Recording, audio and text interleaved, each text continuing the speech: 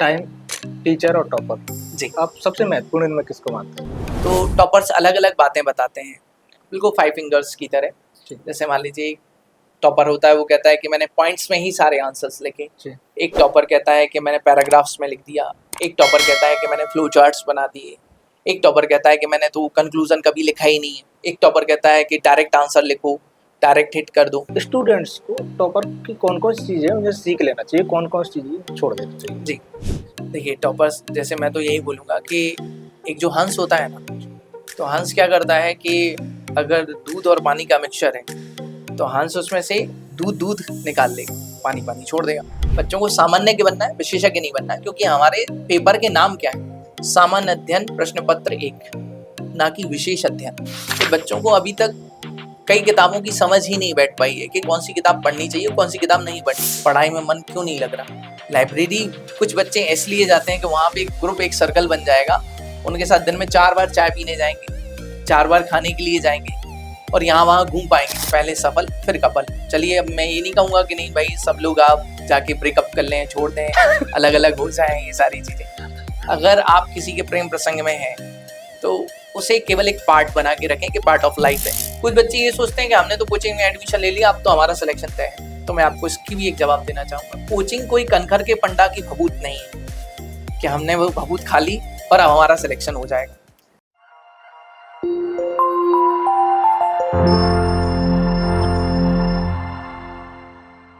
नमस्कार दोस्तों, सिलेक्शन तक में आपका स्वागत है। मैं आपका दोस्त डी के गौतम। आज मेरे साथ हैं आदरणीय Reshu Jain sir. Sir, selection तक में आपका स्वागत है। सर को वैसे आप सब लोग जानते होंगे, सत्यमेव जयते संस्थान के डायरेक्टर और चर्चित भी हैं सर। सर अपनी रणनीति को लेकर बच्चों के बीच में अच्छी पहचान बनाए हुए हैं। सर से कुछ चीज़ों को लेकर हम चर्चा करेंगे, जो आप कुछ सवाल जवाब थे कि सर से पूछिएगा। कि एक तो रहता है भीड़, कंपटीशन, ओवर थिंकिंग। सर, एक तो रहता है भीड़ और डिस्ट्रक्शन, यहीं से शुरू करते हैं। सर, कंपटीशन, भीड़। तैयारी करने वालों की भीड़ ज़्यादा है, लेकिन तैयार होने वालों की सूची बहुत कम। Sir, destruction. अगर गोल गोल घूमते रहोगे तो कभी भी गोल को प्राप्त नहीं कर पाओगे। रास्ता सीधा रखो, मंजिल तक पहुंच जाओगे। पढ़ने में मन नहीं लगता। पढ़ाई को इश्क बना दो तो रिजल्ट खुद प्यार करने लगेगा। Over thinking. सोचना अच्छी बात है, लेकिन ओवर थिंकिंग के कारण कई एमपीपीएससी के हीरो आज भी प्रीलिम्स बार बार दे रहे हैं। एक सर, जागरण। सपने देखने वाले बहुत हैं, लेकिन सही समय पर अलार्म बजने पर उठने वालों की संख्या बहुत ही कम है। उन्हीं को हम जागृत बोल सकते हैं। Time table. जो टाइम टेबल बनाकर सो जाते हैं वो केवल सपने में ही अफसर बनते हैं। Book collector. सिर्फ किताबें ही बदलते रहोगे तो किस्मत नहीं बदलेगी। सिर्फ लिखने वाले। जो सिर्फ कलम घिसते हैं वो इतिहास नहीं लिखते। सार। हर दिन नया पेज पलटो, लेकिन जिंदगी का चैप्टर बदलने के लिए लिखना भी सीखो। इसकी कंपटीशन में एक तो भीड़ भी है और डिस्ट्रक्शन भी, दोनों चीज़ें। देखिए, आपने बोला सबसे पहले भीड़। पहले मैं भीड़ के संदर्भ में कुछ कहना चाहूँगा। डेफिनेटली आपने बोला भीड़ है, तो भीड़ तो है। जैसे मान लीजिए एमपीपीएससी में लाखों लोग एग्ज़ाम देते हैं। हालांकि पिछले वर्षों में कुछ इसका रेशो घटा है। जैसे अगर हम 2025 का एग्ज़ाम देखें तो 1,18,000 लोगों ने इस बार एग्ज़ाम दिया था। तो भीड़ तो है, लेकिन भीड़ बड़ी हो सकती है, लेकिन तैयारी करने वालों की लिस्ट जो है बहुत ही छोटी है। तो सबसे पहला तो आपका जवाब यही है कि भीड़ तो केवल नामात्र की, दिखावे की। सारे बच्चे तैयारी नहीं करते या इतना सीरियस होकर तैयारी नहीं करते, तो वो सूची तो बहुत छोटी है जो तैयारी वाली है ना। और दूसरा रहा डिस्ट्रैक्शंस। डिस्ट्रैक्शंस इसलिए होता है कि अगर हम गोल गोल घूमते रहेंगे तो कभी भी गोल तक नहीं पहुंच पाएंगे। तो डिस्ट्रैक्शंस कैसे होता है, इसके बहुत सारे कारण हैं। जैसे एक बच्चा तैयारी करने के लिए आता है एमपीपीएससी की, लेकिन बीच में उसको बहुत सारे एग्जाम्स अपॉर्चुनिटीज़ बहुत सारी भी दिखती हैं। कभी बीच में पटवारी का एग्ज़ाम आ जाएगा, अभी जैसे मान लीजिए असिस्टेंट प्रोफेसर है, या मान लीजिए एफएसओ का एग्ज़ाम है, या मान लीजिए एसआई की वैकेंसी आने वाली है। तो क्या होता है कि बच्चा ऐसे एग्ज़ाम्स में डिस्ट्रैक्ट होता है। ठीक है, एमपीपीएससी से डीएसपी बनने आया था, लेकिन बीच में सोचने लगेगा कि 2 स्टार भी कम नहीं होता है, क्योंकि सिंघम और दबंग जैसी फिल्मों का प्रभाव भी बहुत ज़्यादा है हमारी सोसाइटी में। तो कहीं ना कहीं क्या होता है कि वो डिस्ट्रैक्शन पैदा करते हैं, और जब डिस्ट्रैक्शंस पैदा करते हैं तो उसी बच्चे को जो है टाइम ड्यूरेशन बहुत ज़्यादा हो जाता है। जैसे मान लीजिए बच्चे कहते हैं कि हमें 5 साल हो गए एमपीपीएससी में, लेकिन आप लिटरली देखिए कि उसने 5 साल पूरा MPPSC के लिए ही दिया। बीच में उसने पटवारी के लिए एग्जाम टाइम नहीं निकाला, या कोई अदर एग्जाम, या कोई वनडे एग्जाम, या मान लीजिए महिला पर्यवेक्षक, इसके लिए एग्जाम के लिए टाइम नहीं निकाला। तो ये कहना बेईमानी है कि 5 साल पूरे MPPSC को दे दिए। ठीक है, तो ये आपके दोनों प्रश्नों के जवाब थे, भीड़ और डिस्ट्रैक्शंस। सर इसी में यदि भीड़ के साथ कंपटीशन और जोड़ दें, जी। भीड़ और कंपटीशन। देखिए, कंपटीशन की अगर हम बात कर रहे हैं तो कंपटीशन उतना नहीं है जितना दिखाया जाता है। ठीक है, हम लोग देखते हैं कि हाँ लाखों लोग एग्जाम दे रहे हैं, तो मैंने कहा ना आपसे कि लाखों लोग एग्जाम दे रहे हैं, तैयारी कितनी कर रहे हैं? जी सर। तैयार होने की लिस्ट बहुत कम है, लिटरली बहुत कम है तैयार होने की। जी सर। और वो कौन बच्चे हैं जो प्रॉपर तैयारी कर रहे हैं, कैसे कर रहे हैं, जो पूरा सिलेबस कवर कर रहे हैं, जो टेस्ट दे रहे हैं। और आप देख रहे हैं कि जो पूरे सीरियसली अगर आप देखें तो उन्होंने पूरा एक एक चीज़ बहुत अच्छे से पढ़ी है और एग्जाम के लिए बिल्कुल फोकस्ड है। वहीं हम दूसरे बच्चे देख रहे हैं जो कह रहे हैं कि हाँ हमने एक कोर्स ले लिया है, फलानी कोचिंग का हमने एक कोर्स ले लिया, फलानी हमने टेस्ट सीरीज दे दी है, और कभी कभी वो टेस्ट देते हैं, कभी कभी क्लास आते हैं, कभी कभी कोचिंग जाते हैं। तो मुझे लगता है कि उन्होंने कोचिंग को एक टूरिस्ट प्लेस बना दिया है कि भाई हम कभी घूमने चले जाएंगे और कभी हमारा मन हुआ तो हम वहाँ पहुँच जाएंगे, एक दो बार टीचर्स को अपना चेहरा दिखाएंगे और फिर एक रोना भी रोआएंगे कि सर तैयारी नहीं हो रही है, पढ़ाई में मन नहीं लग रहा है, और ये बहुत सारी चीज़ें हैं। जबकि आप एक सीरियस कैंडिडेट को देखेंगे जो हर दिन कक्षा में दिखता है, या मान लीजिए पूरे टेस्ट ईमानदारी से देता है, सिलेबस अच्छे से करता है, वो कभी भी ऐसे प्रश्नों के लिए हम लोगों के पास आता ही नहीं है कि सर पढ़ाई नहीं हो रही है, समझ नहीं आ रहा है, कुछ ऐसा। तो अक्सर ऐसे ही बच्चे आते हैं जो कभी कभी देखने को मिल जाएंगे आपको भटकते हुए। पर्सन भी अगला वही है कि सर कुछ बच्चे बोलते हैं कि पढ़ाई में मन नहीं लगता। जी। अब पढ़ाई में मन नहीं लगता तो उस स्थिति में क्या करें, और ऐसी स्थिति कैसे पैदा होती है, कब पैदा होती है? क्योंकि आप इतने स्टूडेंट से जुड़े हैं, कई स्टूडेंट्स आपके पास वापस में आते हो कि सर पढ़ाई में मन नहीं लग रहा है। पढ़ाई में मन नहीं लगने का कारण क्या है? आप ये देखिए कि आपने उस पढ़ाई को उतना इंटरेस्टिंग बनाया नहीं, उस पढ़ाई को आपने जिया नहीं। उदाहरण के लिए मैं आपसे बोलना चाहूँगा, ये सबसे ज़्यादा जीवंत विषय होते हैं, एक संविधान का ही विषय है। मैं आपसे ही पूछूंगा, एक सिंपल सा एक क्वेश्चन है। अगर हमें ये मालूम नहीं है कि ऑक्सीजन हम लेते हैं और कार्बन डाइऑक्साइड हम छोड़ते हैं, तो क्या इससे हमारी सांस प्रभावित होगी क्या? नहीं।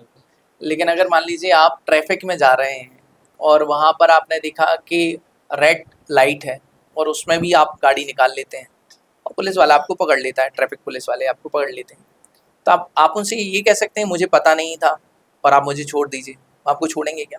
नहीं। अब इसका मतलब क्या हुआ? कॉन्स्टिट्यूशन आपको राइट सिखाता है। ऐसा सब्जेक्ट बोरिंग कैसे हो सकता है? पढ़ाई में मन क्यों नहीं लग रहा? आपको अपने फंडामेंटल राइट्स जानने को मिल रहे हैं किससे? कॉन्स्टिट्यूशन से। अब हम बात करते हैं इतिहास की। इतिहास एक इतना प्यारा विषय है, मैं अपने हिसाब से इतिहास को दूसरा नाम देता हूँ अनुभव, कि जो गलतियाँ इतिहास में हुई हैं वो गलतियाँ कभी हम ना दोहराएं, हमारा समाज ना दोहराए, हमारी सरकार ना दोहराए। उदाहरण के लिए अगर आप देखते हैं कि भारत में 200 सालों तक मुस्लिम आक्रांताओं का, या मान लीजिए हम बात करें कि 320 सालों तक जो है आपकी दिल्ली सल्तनत के शासकों का, 300 वर्षों तक आपके मुगलों के शासकों का, है ना ये, और 200 वर्षों तक आपके अंग्रेज़ों का शासन हुआ। तो क्यों हुआ? उसके पीछे कारण क्या थे?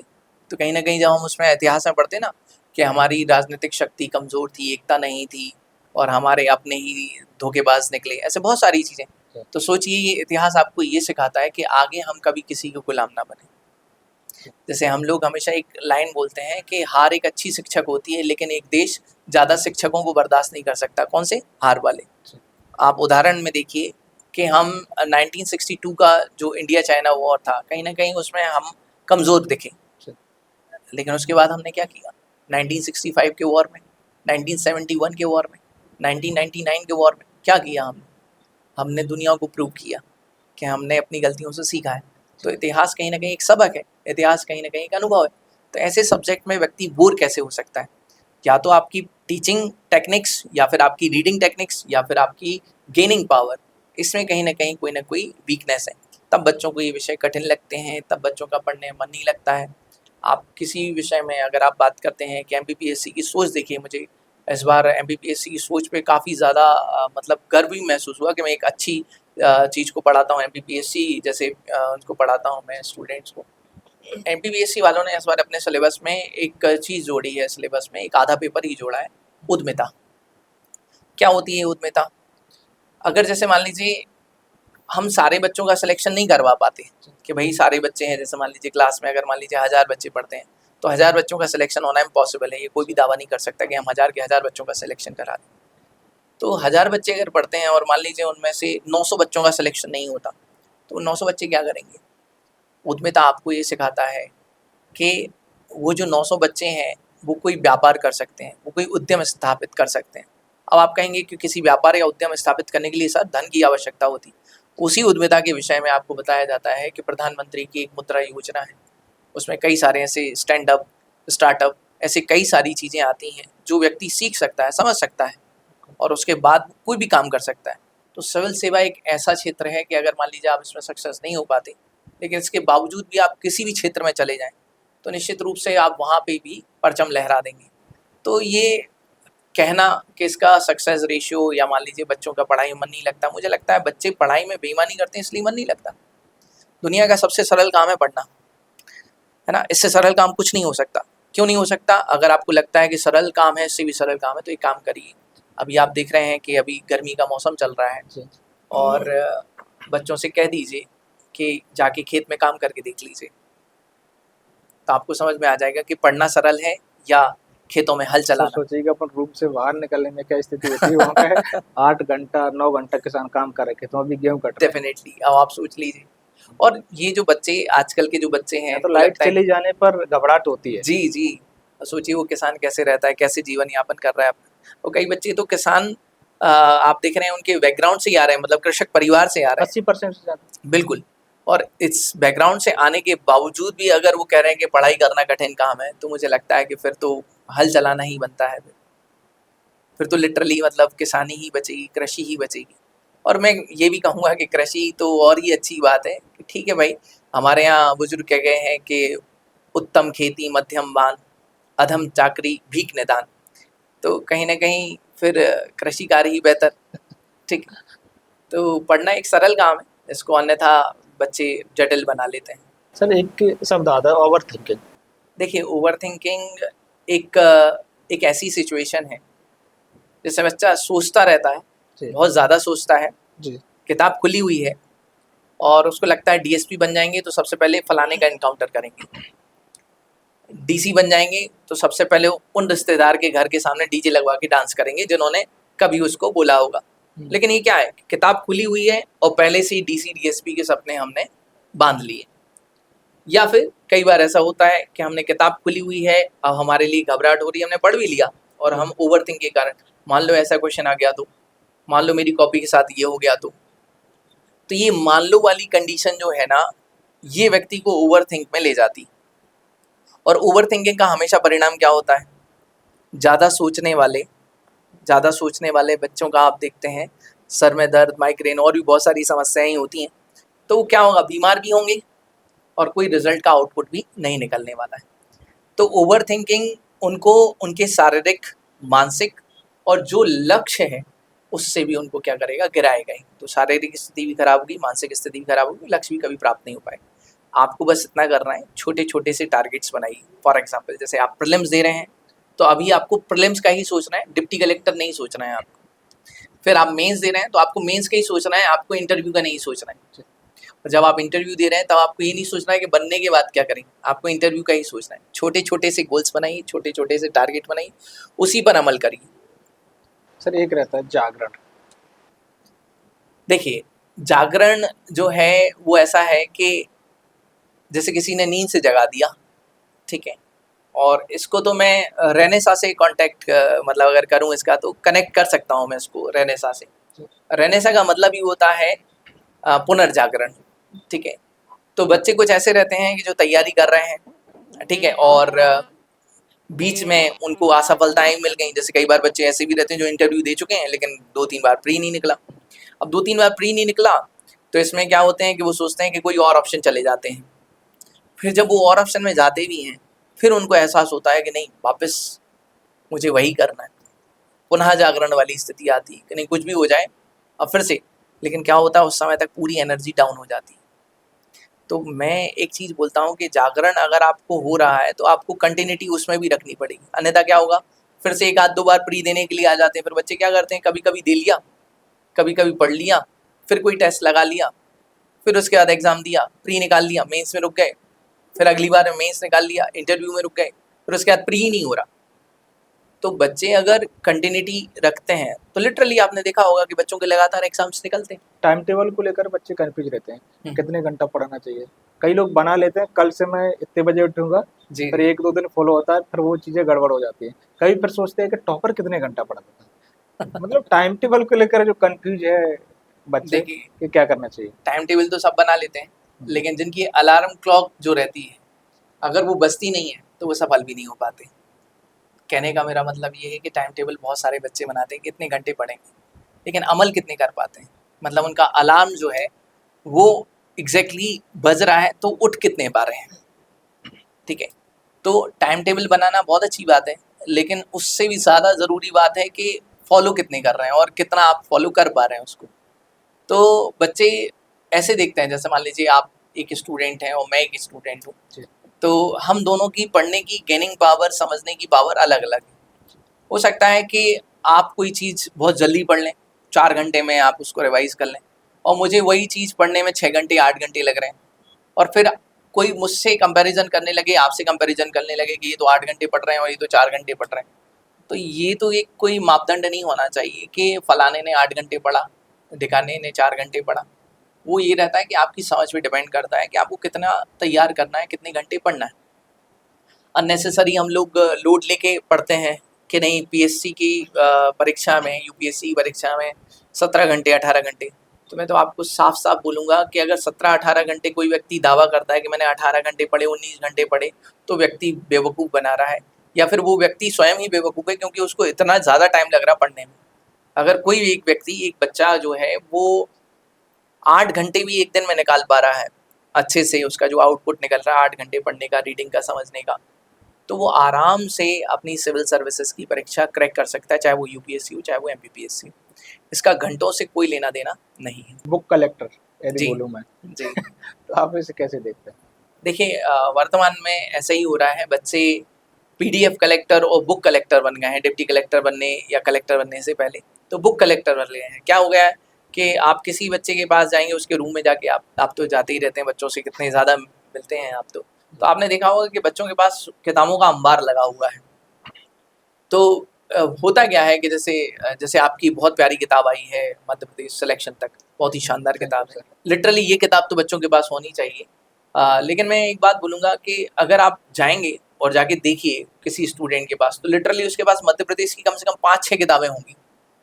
ठीक है, अब उससे होता ये है कि बच्चा जैसे ही मार्केट में किसी ने बोला कि फलानी किताब बहुत अच्छी है, फलानी किताब बहुत अच्छी है, तो बच्चा तुरंत तत्क्षण जाता है और वो किताब खरीद लाता है। लेकिन आप देखिए कि वो 4 किताबें, 5 किताबें, 6 किताबें जो मध्य प्रदेश की उसके पास हैं, उसने उसमें से पढ़ा कितना है। अगर वो कोई भी किताब ठीक से पढ़ ले तो सिलेक्शन के बहुत निकट पहुंच जाए, सेलेक्ट हो जाए। लेकिन होता ये है कि बच्चे किताबों का अंबार लगा रहे हैं। और दूसरी बात ये भी है कि बच्चों को अभी तक कई किताबों की समझ ही नहीं बैठ पाई है कि कौन सी किताब पढ़नी चाहिए, कौन सी किताब नहीं पढ़नी चाहिए।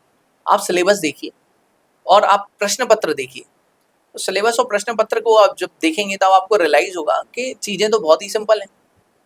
अननेसेसरी हमने लोड ले रखा है, मोटी मोटी किताबों का हमने बोझ उठा रखा है, और उस बोझ के कारण बच्चे दबे चले जा रहे हैं। जैसे मान लीजिए कि एक पेपर है पूरा जीएस का, 10 यूनिट है, और उसके आप 3-4 हज़ार पन्ने पढ़ रहे हैं, और ऐसे आपके 6 विषय हैं, और एटलीस्ट शुरुआत के 4 विषय तो 1, 2, 3, 4 पेपर जो हैं सामान्य अध्ययन के, वो तो ऐसे ही 10-10 यूनिट वाले हैं। तो अगर कोई बच्चा 12-13 हज़ार पन्ने पढ़ रहा है, तो मुझे नहीं लगता कि उसका सिलेक्शन हो पा रहा है कि 12-13 हज़ार पन्ने पढ़ पा रहा है। हाँ, डेफिनेटली 12-13 हज़ार पन्नों में से वो क्रक्स निकाल ले, उसमें से सिनॉप्सिस बना ले, तो उसका भला हो सकता है। और ये जो जैसे इसको मैं यही कहना चाहूँगा कि बुक्स जो हैं वो 3 तरह के से हम इसको डिवाइड कर सकते हैं। पहला वाला जो है वो है दीर्घकालिक तैयारी के लिए, तो डेफिनेटली वो बुक्स की तरफ जा सकता है कि मोटी मोटी किताबें पढ़े, जैसे एनसीईआरटी ही पढ़ ले सबसे पहले। जैसे दीर्घकालिक से मेरा तात्पर्य ये है कि बच्चे 3 साल तैयारी कर रहे हैं, मान लीजिए आफ्टर 12th आ गए हैं तो 3 साल तैयारी कर रहे हैं, तो उनके पास बुक्स होना चाहिए, रेफरेंस बुक होना चाहिए, जैसे एनसीईआरटी होनी चाहिए उसके पास। या मान लीजिए अगर वो कॉन्स्टिट्यूशन पढ़ना चाह रहा है तो डेफिनेटली वो पढ़े कि भाई लक्ष्मीकांत पढ़ सकते हैं, या मान लीजिए इकोनॉमिक्स पढ़ना चाह रहा है तो डेफिनेटली वो रमेश सिंह पढ़ सकता है, या मान लीजिए इतिहास पढ़ना चाह रहा है तो स्पेक्ट्रम पढ़ सकता है, बिपिन चंद्र पढ़ सकता है, सतीश चंद्र पढ़ सकता है। तो कहीं ना कहीं उसको ऐसी बुक्स पढ़ना चाहिए। लेकिन जब एग्जाम का टाइम है जिसको हम बोलेंगे कि अल्पकालिक, तो अल्पकालिक के लिए मैं ये बोलूँगा कि उसको नोट्स पढ़ना चाहिए। जैसे मान लीजिए किसी संस्थान ने कोई नोट्स, सारे संस्थान मेहनत कर रहे हैं, सारे जो है मेहनत करते हैं, उनके पास बड़ी टीम होती है, तो उन्होंने अगर कोई नोट्स निकाले तो वो नोट्स पढ़ सकता है, क्योंकि उसको एग्ज़ाम देना है अभी, जैसे 4 महीने 5 महीने का ड्यूरेशन, उसको एग्ज़ाम देना है तो वो पढ़ सकता है। फिर बात आती है कि बिल्कुल एकदम तात्कालिक स्थिति में आ गए हैं, जैसे अभी 2 महीने ही बचे हुए हैं, जो अगला मेंस होने वाला है जून में, तो मैं उसके लिए कहूँगा कि बच्चों को फिर अपने सिनॉप्स पढ़ना चाहिए, सिनॉप्स क्रिएट करना चाहिए। और अगर मान लीजिए इतनी जल्दी सिनॉप्स नहीं बना पा रहा है तो जो नोट्स हैं उसी में से कुछ चीज़ें हाईलाइट कर ले, और उन सीमित चीज़ों को हाईलाइट करके बस उतना ही पढ़ ले, क्योंकि मेन जो है ना वो माइंड और हैंड का कोऑर्डिनेशन, और जब तक ये कोऑर्डिनेशन नहीं बनेगा बच्चे को सक्सेस भी नहीं मिलेगी। सर कुछ स्टूडेंट्स रहते हैं केवल लिखने, जी तो मतलब केवल लिखने से मात्र सिलेक्शन जी, और कुछ होते हैं जो कहते हैं केवल पढ़ना। केवल पढ़ना। उदाहरण के लिए जैसे आपने जो बात कही है उसको मैं ऐसे समझ पा रहा हूँ, एक अभी वर्तमान में हमें एक दौर देखने को मिल रहा है कि कुछ बच्चे केवल लाइब्रेरी में पढ़ते हैं, बिल्कुल है ना, और वो सोचते हैं कि मैं केवल पढ़ लूंगा तो सिलेक्शन हो जाएगा। कुछ बच्चे ऐसे हैं जो ये सोचते हैं मैंने टेस्ट सीरीज लगा ली अब तो डेफिनेटली हो जाएगा। ये दोनों ही बच्चे गलत जा रहे हैं, गलत ट्रैक है। मेंस हमेशा माइंड और हैंड की कोऑर्डिनेशन से बनता है। इसको मैं एक एग्जांपल से दूंगा कि एक युवक है और वो एक युवक एक युवती को बहुत प्रेम करता है, ठीक है, उसके दिल में उसके लिए 1000 फीलिंग्स हैं, बहुत सारी फीलिंग्स हैं कि जब मिलेगी, जब बात होगी तो मैं ये कहूँगा, ये करूँगा, है ना, इस तरीके से प्रपोज करूँगा, इस तरीके से गाना गाऊँगा, वो 1000 तरीके हैं उसके दिमाग में, बहुत सारी चीज़। लेकिन जब आप देखते हैं फिल्मों में भी ऐसा ही दिखाया जाता है कि जैसे युवती सामने आती है तो जो युवक होता है वो हड़बड़ा जाता है, वो सब भूल जाता है, उसको कुछ याद नहीं रहता, वो कुछ का कुछ बोल जाता है या वहाँ से शर्मा के भाग जाता है।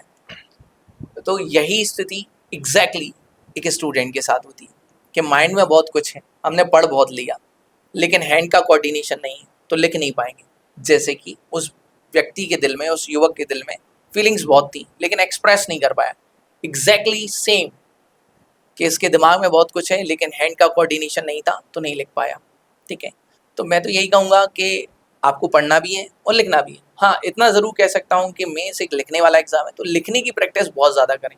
एटलीस्ट आप 1.5 घंटे डेली लिखें और वीक में कम से कम 3 घंटे आप ज़रूर लिखें, तो आप देखेंगे कि आपको एक्सप्रेस करना भी आ जाएगा। जूझने वाले प्रश्न भी आते हैं, ज़रूरी नहीं कि सारी चीज़ें सिलेबस पॉइंट टू पॉइंट आ जाए आपको, बिल्कुल जैसा आपने किताब में पढ़ा, जैसे नोट्स में पढ़ा।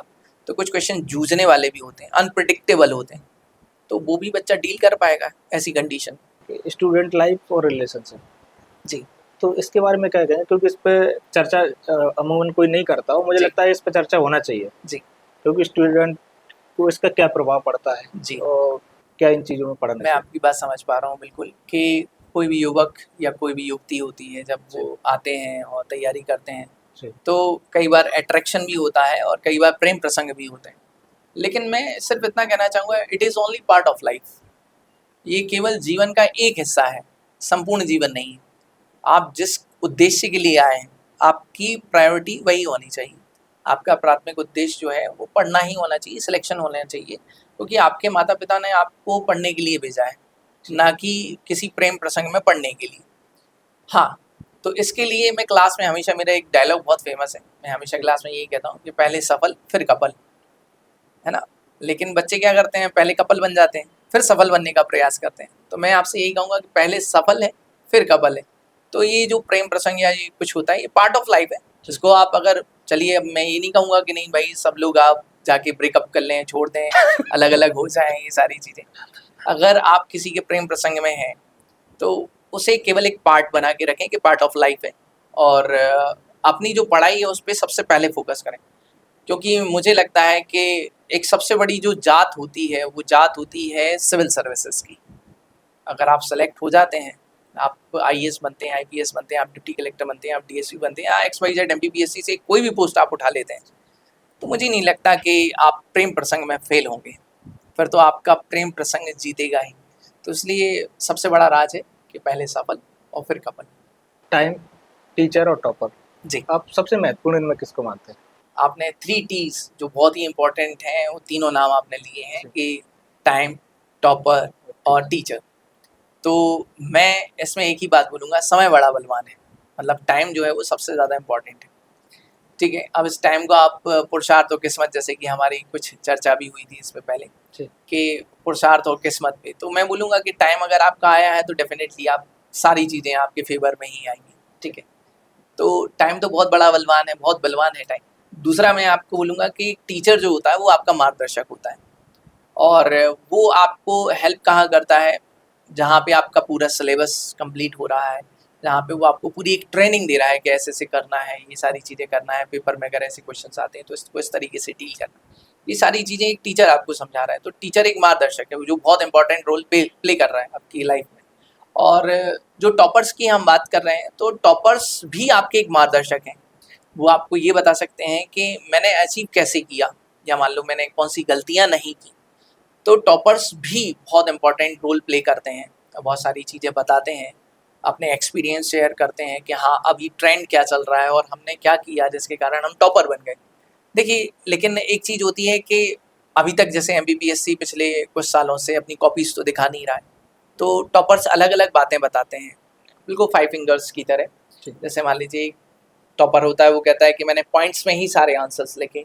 एक टॉपर कहता है कि मैंने पैराग्राफ्स में लिख दिया। एक टॉपर कहता है कि मैंने फ्लो चार्ट्स बना दिए। एक टॉपर कहता है कि मैंने तो कंक्लूजन कभी लिखा ही नहीं है। एक टॉपर कहता है कि डायरेक्ट आंसर लिखो, डायरेक्ट हिट कर दो। तो सारे टॉपर्स की बात अलग अलग है, ठीक है। अब एग्जैक्टली हुआ क्या कि जो टॉप कर गए हैं, ठीक है, तो उनकी कॉपी भी उन्होंने नहीं देखी कि कौन से क्वेश्चंस में उनको कहाँ ज़्यादा मार्क्स मिले, क्योंकि अभी तक आयोग ने कॉपी दिखाई नहीं। तो वो जो बोल रहे हैं वो केवल एक प्रेडिक्शन हो सकता है कि हाँ भाई हमने इस तरीके से किया। तो बच्चों को क्या करना चाहिए, किसी एक भी चीज़ को फाइनल नहीं करना चाहिए। मैं कहता हूँ उसको इस तरीके से करना चाहिए कि अलग अलग आयामों को वो माने। जैसे कहीं पर वो क्या करता है, पॉइंट्स में आंसर दे सकता है, कहीं पर वो पैराग्राफ में दे सकता है, कहीं पर फ्लो चार्ट बना सकता है। तो सबकी बात इस तरीके से वो मान सकता है, एक साम्यता रख सकता है। क्यों?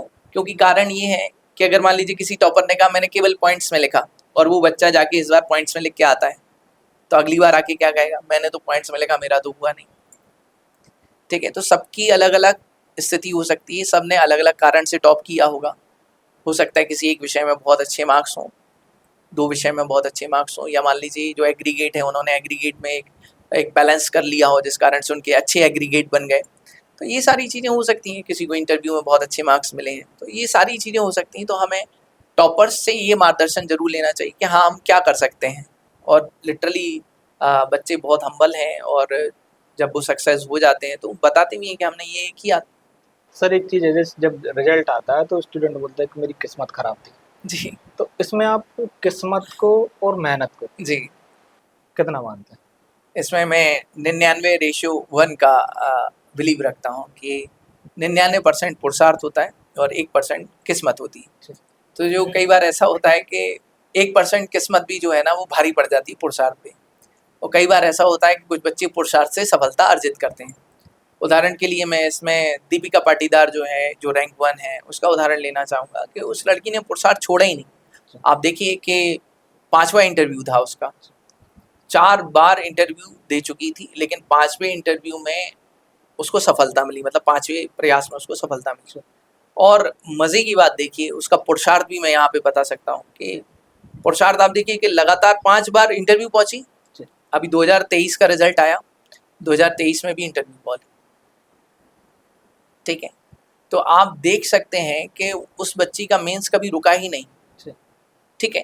लेकिन बार बार कहाँ फेल हो जा रही थी, इंटरव्यू में। लेकिन जैसे ही उसको 5वां इंटरव्यू में भी अच्छे मार्क्स मिल गए, तो आप देखिए टॉपर, और जो मार्क्स आए हैं और अप्रोक्सीमेटली 902 902 नंबर आए। तो 902 के आसपास, तो आपको पहली बात तो 900 की रेंज में कोई बच्चा है ही नहीं। उसके बाद जो शुरू हो रहा है, ठीक है, वो 897 करीब ऐसे ही शुरू हो रहा है, लेकिन 900 की रेंज में कोई भी बच्चा नहीं, वो भी एक कीर्तिमान है। तो मैं तो मानता हूँ कि पुरुषार्थ 99% और 1% किस्मत। ओके, 1% किस्मत भारी पड़ जाती कभी कभी, लेकिन फिर भी पुरुषार्थ तो अपनी जगह है। हाँ, एक चीज़ है कि जैसे कि रिजल्ट आता है, जैसे मैं खुद इंटरव्यू करता हूँ टॉपर का, जी तो मेरे पास कुछ इस प्रकार के प्रश्न आते हैं। आपके पास हो सकता है बच्चे पूछते होंगे कि सर टॉपर की कॉपी डाल दीजिएगा, जी टॉपर्स कैसे लिखते हैं, कितने घंटे पढ़ाई करते थे, जी ये सारी चीज़ें सुनने को मिलती हैं। जी तो स्टूडेंट्स को टॉपर की कौन कौन सी चीज़ें उन्हें सीख लेना चाहिए, कौन कौन सी चीज़ें उन्हें छोड़ देना चाहिए? जी, देखिए टॉपर्स जैसे मैं तो यही बोलूँगा कि एक जो हंस होता है ना, तो हंस क्या करता है कि अगर दूध और पानी का मिक्सचर है, तो हंस उसमें से दूध निकाल लेगा, पानी छोड़ देगा। ऐसे ही टॉपर्स की चीज़ें हैं। टॉपर्स की जो चीज़ें हैं, सुनने में, देखने में सारी चीज़ें अच्छी लगती हैं, सारी चीज़ें अट्रैक्टिव लगती हैं। लेकिन लिटरली आप किसी टॉपर से जाके पूछेंगे कि आपने टॉप कैसे कर दिया, आपको पता था? तो टॉपर हमेशा एक जवाब देगा, क्योंकि ये सारे बच्चे जानते हैं इस बात को। तो टॉपर से ये जवाब देगा कि मुझे नहीं पता था कि मैं टॉप कर जाऊँगा।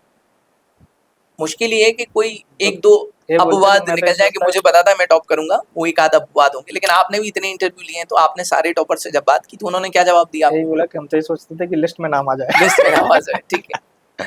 तो यहाँ पे हम बात कर रहे हैं कि उस टॉपर को भी ये नहीं पता था कि मैं टॉप करूँगा, लेकिन लिटरली उन्होंने एग्ज़ाम क्लियर किया, टॉप किया। तो इसमें भी बहुत सारी चीज़ें जुड़ जाती हैं, जो आपके प्रश्न का जवाब है, इसमें जुड़ जाता है कि टॉपर से क्या सीखें? तो टॉपर आपको जब बताता है, तो बहुत कुछ अच्छी-अच्छी चीज़ें बताता है कि मैंने इस बुक सोर्स से पढ़ा था, इस मेथड से पढ़ा था, इन सारी चीज़ों। तो आपको उसकी अच्छी चीज़ें ग्रास्प कर लेनी है, ठीक है? कई बार टॉपर्स की ऐसी चीज़ें भी हो जाती हैं, जो बहुत ज़्यादा आपको ऐसी लगती हैं कि ये तो आपने बिल्कुल ऐसा बता दिया कि आदर्श बन गए। उदाहरण, एक किस्सा आपको बताता हूँ, जो आपके प्रश्न का उत्तर बहुत अच्छे से दे देगा। एक स्टूडेंट मेरा डीएसपी बना, ठीक है? और उसका जो रूममेट था, वो सीटीआई बना। दोनों का सिलेक्शन हो गया। दोनों की सिलेक्शन होने के बाद एक डीएसपी बंदा आता है और वो बच्चों को मोटिवेट करता है। तो बच्चे उससे पूछते हैं कि आपने क्या पढ़ा?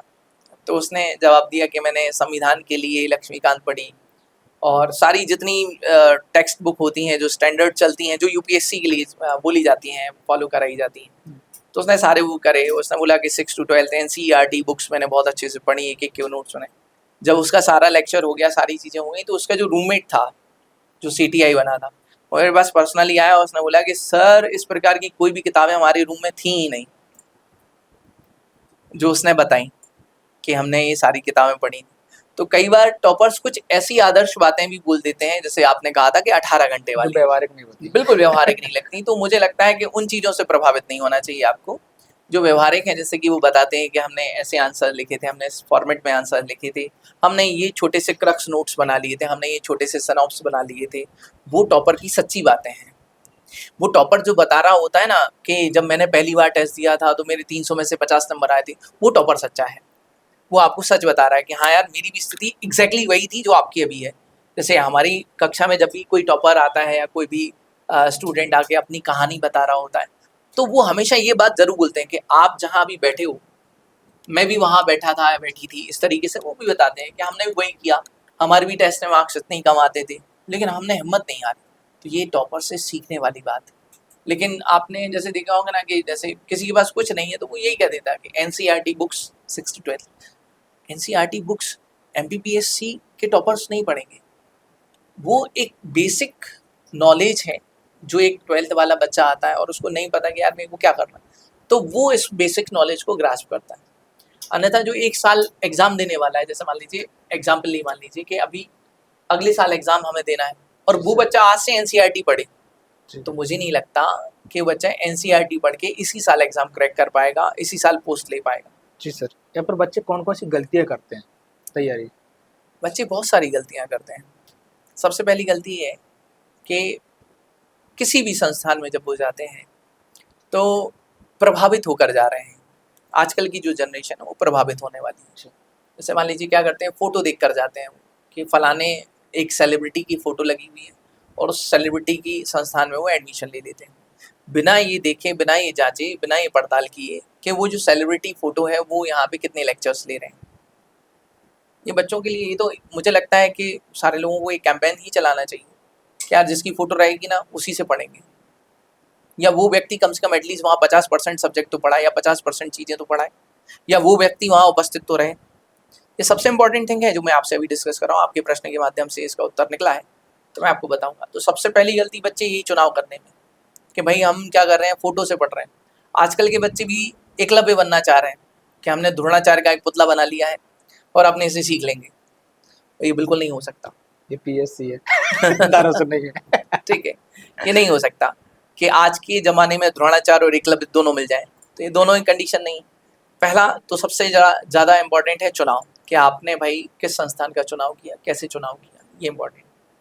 दूसरी चीज़ मैं आपको बोलूँगा कि बच्चे जब जाते हैं तो कोई भी क्लास में, नई क्लास में, वो जाके वहाँ पे डेमोस्ट्रेशन ले रहे हैं। जैसे शुरुआत हुई तो उन्होंने कहा हम डेमो ले रहे हैं।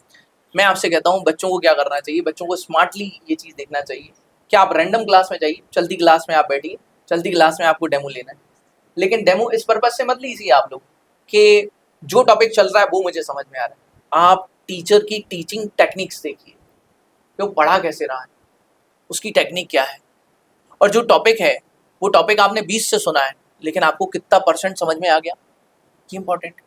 तो पहली चीज़ हो गई चुनाव संस्थान का कि यार हमने यहाँ एडमिशन लेना है, हमको यहाँ पढ़ना है। दूसरी चीज़ हो गई जो बच्चे गलती करते हैं, क्या गलती करते हैं, अब उन्होंने कोचिंग, मान लीजिए एक बड़ी ब्रांड के साथ उन्होंने कोचिंग में एडमिशन ले लिया, देन अब वो बच्चे कोचिंग को बना लेते हैं टूरिस्ट प्लेस, कभी जाएंगे कभी नहीं जाएंगे, ठीक है। अब उन्होंने, जैसे मान लीजिए कोचिंग में छुट्टी मिलती है, अगर मान लीजिए त्यौहार की छुट्टी मिलती है, रक्षाबंधन की छुट्टी मिलती है, होली की मिलती है, दिवाली की मिलती है, 7 दिन की छुट्टी मिलती है, बच्चे 14 दिन का गैप करते हैं। बच्चों को बार बार कहीं ना कहीं जाना है, बार बार उनको छुट्टियां लेनी, उनका सिलेबस कभी कंप्लीट नहीं हो पाता, फिर बीच में से उनके टॉपिक छूटते हैं। तो दूसरी गलती जो है कि अपना कोर्स पूरा नहीं करना, ठीक है। फिर तीसरी गलती क्या है, बीच में कोई भी नोटिफिकेशन आया, किसी पोस्ट का नोटिफिकेशन आया, बीच में वो फॉर्म भर देना और फिर डिस्ट्रैक्ट हो जाना। फिर चौथी गलती क्या है कि अपने आप को इस तरीके से समझ लेना कि पूरा पढ़ लिया लेकिन टेस्ट नहीं देना है। जब तक व्यक्ति टेस्ट नहीं देगा तब तक उसे आकलन कैसे होगा कि वो कहाँ स्टैंड करता है। तो बच्चे को सबसे पहले टेस्ट देना चाहिए, उसको अपनी, जैसे एक शब्द है, हम उसको इंग्लिश में बोलते हैं स्टेटस, लेकिन हिंदी में बोलने में बड़ा प्यारा लगता है, औकात, ठीक है। तो बच्चे को जब तक अपनी औकात नहीं मालूम पड़ेगी कि यार मैंने इतना पढ़ लिया लेकिन मुझे आता क्या है, तब तक उसमें निखार भी नहीं आएगा। ये भी एक उसकी गलती होती है, वो टेस्ट से बचता है। कई बार हम लोग देखते हैं, हमने पढ़ाया और हम क्लास में टेस्ट करवा रहे हैं, आप यकीन मानिए जितनी स्ट्रेंथ होती है उसमें 70% स्ट्रेंथ टेस्ट देने आएगी, 30% लोग गायब हो जाएंगे, बोलेंगे ठीक है टेस्ट हमने पढ़ लिया था, बहुत अच्छे से पढ़ लिया था, और टेस्ट ना देने का कोई ना कोई एक्सक्यूज़ दे देंगे, सर दादी की तबीयत खराब हो गई थी। दादी की तबीयत खराब हो गई थी तो आप वहाँ क्या करने गए थे, आपके माता पिता पूरा परिवार दादी की सेवा में था, केवल तबीयत खराब होने पे आप वहाँ पहुँच गए। कहने का मतलब ये नहीं तो आप सोचे कि किसी रिलेशंस में मैं ऐसा कह रहा हूँ कि नहीं दादी की तबीयत खराब हो तो नहीं जाना चाहिए। बच्चों के एक्सक्यूज़ हैं, क्योंकि क्या होता है एक सॉफ्ट टारगेट होती है दादी नानी। कई बच्चे तो आप, मैंने तो तबीयत खराब का बोला, वो तो निपटवा देते हैं, सर दादी नहीं रही, पता चला 2-3 बार दादी जा चुकी, ठीक है। तो दादी नानी सॉफ्ट टारगेट है रिलेशन। तो बच्चे कई प्रकार के एक्सक्यूज देते हैं, तो अपने क्लास और सिलेबस कंप्लीट नहीं करते, वो भी उनकी एक कमी। तीसरा जो है वो है लाइब्रेरी। लाइब्रेरी के संदर्भ में ये कहूँगा बच्चों से कि जब आपने पढ़ लिया तो लाइब्रेरी बच्चा कौन लगाता है। जैसे मान लीजिए आपका एक रूम है और उस रूम में बहुत डिस्ट्रैक्शंस है, बहुत ज़्यादा परेशानी है, बहुत साउंड है, शोर शराबा है, और आपका रूममेट जो है वो आपको परेशान कर रहा है, मान लीजिए पढ़ने नहीं दे रहा है, तो आप लाइब्रेरी लगाइए। लेकिन अगर मान लीजिए आपके रूम में ही एनवायरनमेंट है कि आप अकेले रह रहे हैं, या मान लीजिए आपके रूम में पूरी व्यवस्था है कि पढ़ सकते हैं, तो फिर आप लाइब्रेरी क्यों जा रहे हैं। लाइब्रेरी कुछ बच्चे इसलिए जाते हैं कि वहाँ पे एक ग्रुप, एक सर्कल बन जाएगा, उनके साथ दिन में 4 बार चाय पीने जाएंगे, 4 बार खाने के लिए जाएंगे, और यहाँ वहाँ घूम पाएंगे, एक ग्रुप बन जाएगा, एक बढ़िया सर्कल बन जाएगा। तो ये भी आप देखते हैं। तो वहाँ लाइब्रेरी का सदुपयोग करो आप, कि आपके पास मजबूरी थी इसलिए आप लाइब्रेरी लगाएं। लाइब्रेरी लगाने के बाद आपने क्या किया कि आपने जो रीड किया ना, वहाँ पे मैं दोबारा कहूँगा, आपने जो रीड कर लिया है उसका टेस्ट ज़रूर दीजिए। चाहे अपने मित्र से बोल दीजिए कि मैंने ये पढ़ा है, इसके क्वेश्चंस बना दो, इसका मैं टेस्ट दूंगा, और फिर कॉपी किसी थर्ड पर्सन से आप चेक कराइए, तो आपको रियलाइज़ होगा कि आपने कितना पढ़ा। अन्यथा आप बस अंधेरे में तीर चलाए जा रहे हैं, कुछ भी आउटपुट नहीं। तो ये भी एक गलती। आपने औकात शब्द की बात की जी, तो कहीं ना कहीं जैसे आपसे इतने बच्चे पढ़े, हजारों के संख्या में बच्चों को आपने पढ़ाया है अभी तक, तो क्या आपको नहीं लगता है कि बच्चों को अपनी औकात को पता होती है। देखिए 2 प्रकार की चीज़ें हैं। बच्चे बहुत मेहनत करने वाले भी आते हैं, बहुत स्मार्ट भी आते हैं, और कमज़ोर भी आते हैं, और सबको अपनी वैल्यू, स्टेटस, अब सीधी बात औकात पता होती है। लेकिन एक चीज़ मैंने देखी और एक स्टूडेंट से मैंने सीखा है, जो लाइन प्राचीन काल में कही गई थी कि करत करत अभ्यास के जड़मति होय सुजान, वो बात कुछ बच्चे चरितार्थ कर देते, जिनसे कभी एक्सपेक्टेशन नहीं की थी कि बच्चे इतने सिंपल हैं या इतने जल्दी गेन नहीं करते हैं या मार्क्स इनके इतने ज़्यादा अच्छे आते नहीं। वो बच्चे मेहनत कर करके अपने आप को इतना परफेक्ट कर लेते हैं कि जब वो परीक्षा देते हैं वो हर बार सफल हो जाते हैं, कोई ना कोई पोस्ट तो उठा ही ले जाते हैं। कौन? जो सामान्य से बच्चे, जो स्मार्ट बच्चे होते हैं, कई बार उनके साथ ये हो जाता है कि वो पढ़ रहे हैं और उनको कॉन्फिडेंस ओवर कॉन्फिडेंस में बदल गया है, तो स्मार्ट से वो ओवर स्मार्ट बन जाते हैं, तो बच्चे रह जाते हैं। खरगोश और कछुआ जैसी कहानी हो जाती है। सेम टू सेम, बिल्कुल सही शब्द आपने बोला है, खरगोश और कछुए जैसी कहानी थी। तो बच्चे क्या होता है, स्मार्ट से ओवर स्मार्ट हो जाते हैं, तो वो बच्चे रह जाते हैं। आप देखेंगे वो बच्चे फिर यही कहते हैं कि हम इतने साल से लगे हुए, अरे हमें तो अब ज़्यादा आता है, वो गोरिल्ला बनते हैं कि मेरे को सब आता है। कई तो इसमें न पड़ जाते हैं, तो मैं स्कूल का टॉपर रहा हूँ जी, और कई जो स्कूल में टॉपर नहीं रहते वो यहाँ पे आके मेहनत जी, करते हैं। वो सामान्य जो स्कूल के टॉपर रहते हैं मुझे लगता है वो घर वापस तक चले जाते हैं, मैंने कहीं देखे हैं। देखिए, घर वापसी की आपने बात कही ना, तो इसमें मैं क्लास में हमेशा एक लाइन बोलता हूँ। एक लाइन बहुत प्रसिद्ध है, लौट के बुद्धू घर को आए, और जो घर को नहीं आए वो बुद्ध हो गए। ठीक है, इसको हम गौतम बुद्ध से समझ सकते हैं, आपके तो सरनेम में भी गौतम है। इसको हम गौतम बुद्ध से समझ सकते हैं कि जब गौतम बुद्ध की स्थिति खराब हुई, जब हड्डी पर खाल चढ़ गई गौतम बुद्ध की, जब जर्जर हो गई, उनका शरीर पूरा जर्जर हो गया, बेहोश होके गिर गए, वो नदी किनारे गिर गए, तो मन में ख्याल तो आया होगा कि एक पत्नी, इतनी सुंदर पत्नी है, एक बच्चा है, इतना बड़ा राजपाट है, सारी चीज़ें, धन वैभव सब कुछ है, क्यों इस चक्कर में पड़े, वापस लौट जाए। ख्याल आया बुद्ध के मन, बुद्ध अगर लौट जाते तो बुद्ध कभी बुद्ध नहीं कहलाते, बुद्धू कहलाते। लौट के बुद्धू घर को आए, लेकिन बुद्ध ने क्या किया, क्या ये रास्ता हम चल रहे हैं इससे मुझे ज्ञान प्राप्त नहीं हो पा रहा है, मैं एक काम करता हूँ, मार्ग बदल के देख लेता हूँ। तो बुद्ध ने मार्ग रखा मध्यस्थ मार्ग, ना तो अत्यधिक विलासिता और ना ही अत्यधिक तप तपस्या, मध्यस्थ मार्ग पे चले और अल्टीमेटली लाइट इन्वेंट हो गया। मतलब क्या हो गया कि भाई ज्ञान उपलब्ध हो गया, ज्ञान को उपलब्ध हो गए। और यही बच्चों का है, जैसे आपने कहा था कि कई कैटेगरी के बच्चे, कुछ बच्चे विलासिता में चले जाते हैं, कुछ बच्चे ज़्यादा तप कर लेते हैं, लेकिन मैं आपसे कह रहा हूँ ना, मध्यस्थ मार्ग आप निकालिए। तो आपने जैसे कहा ना कि कुछ बच्चे कमज़ोर और कुछ बच्चे स्मार्ट और कुछ बच्चे सामान्य, तो आपने इतने सारे बच्चों का, जो चयनित बच्चे हैं उनका आपने साक्षात्कार किया, तो आपने क्या पाया, 99% बच्चे सामान्य थे, 1% बच्चे मेहनत करने वाले थे, और विलासी बच्चे शायद ही नगण्य वहाँ पर आपको मिले, जो एलाइट्स हों, जो बिल्कुल एकदम ऐसे हों कि भाई हम तो साइकिल की जगह कार का उपयोग करते हैं। तो आप देखेंगे कि वहाँ पर आपको बच्चे, बहुत ओवर स्मार्ट बच्चों का सिलेक्शन MBPSC ही नहीं करता है। तो बच्चों को स्मार्ट रहना है, ओवर स्मार्ट नहीं रहना, ठीक है। बच्चों को सामान्य के बनना है, विशेषज्ञ नहीं बनना है, क्योंकि हमारे पेपर के नाम क्या है, सामान्य अध्ययन प्रश्न पत्र 1, ना कि विशेष अध्ययन।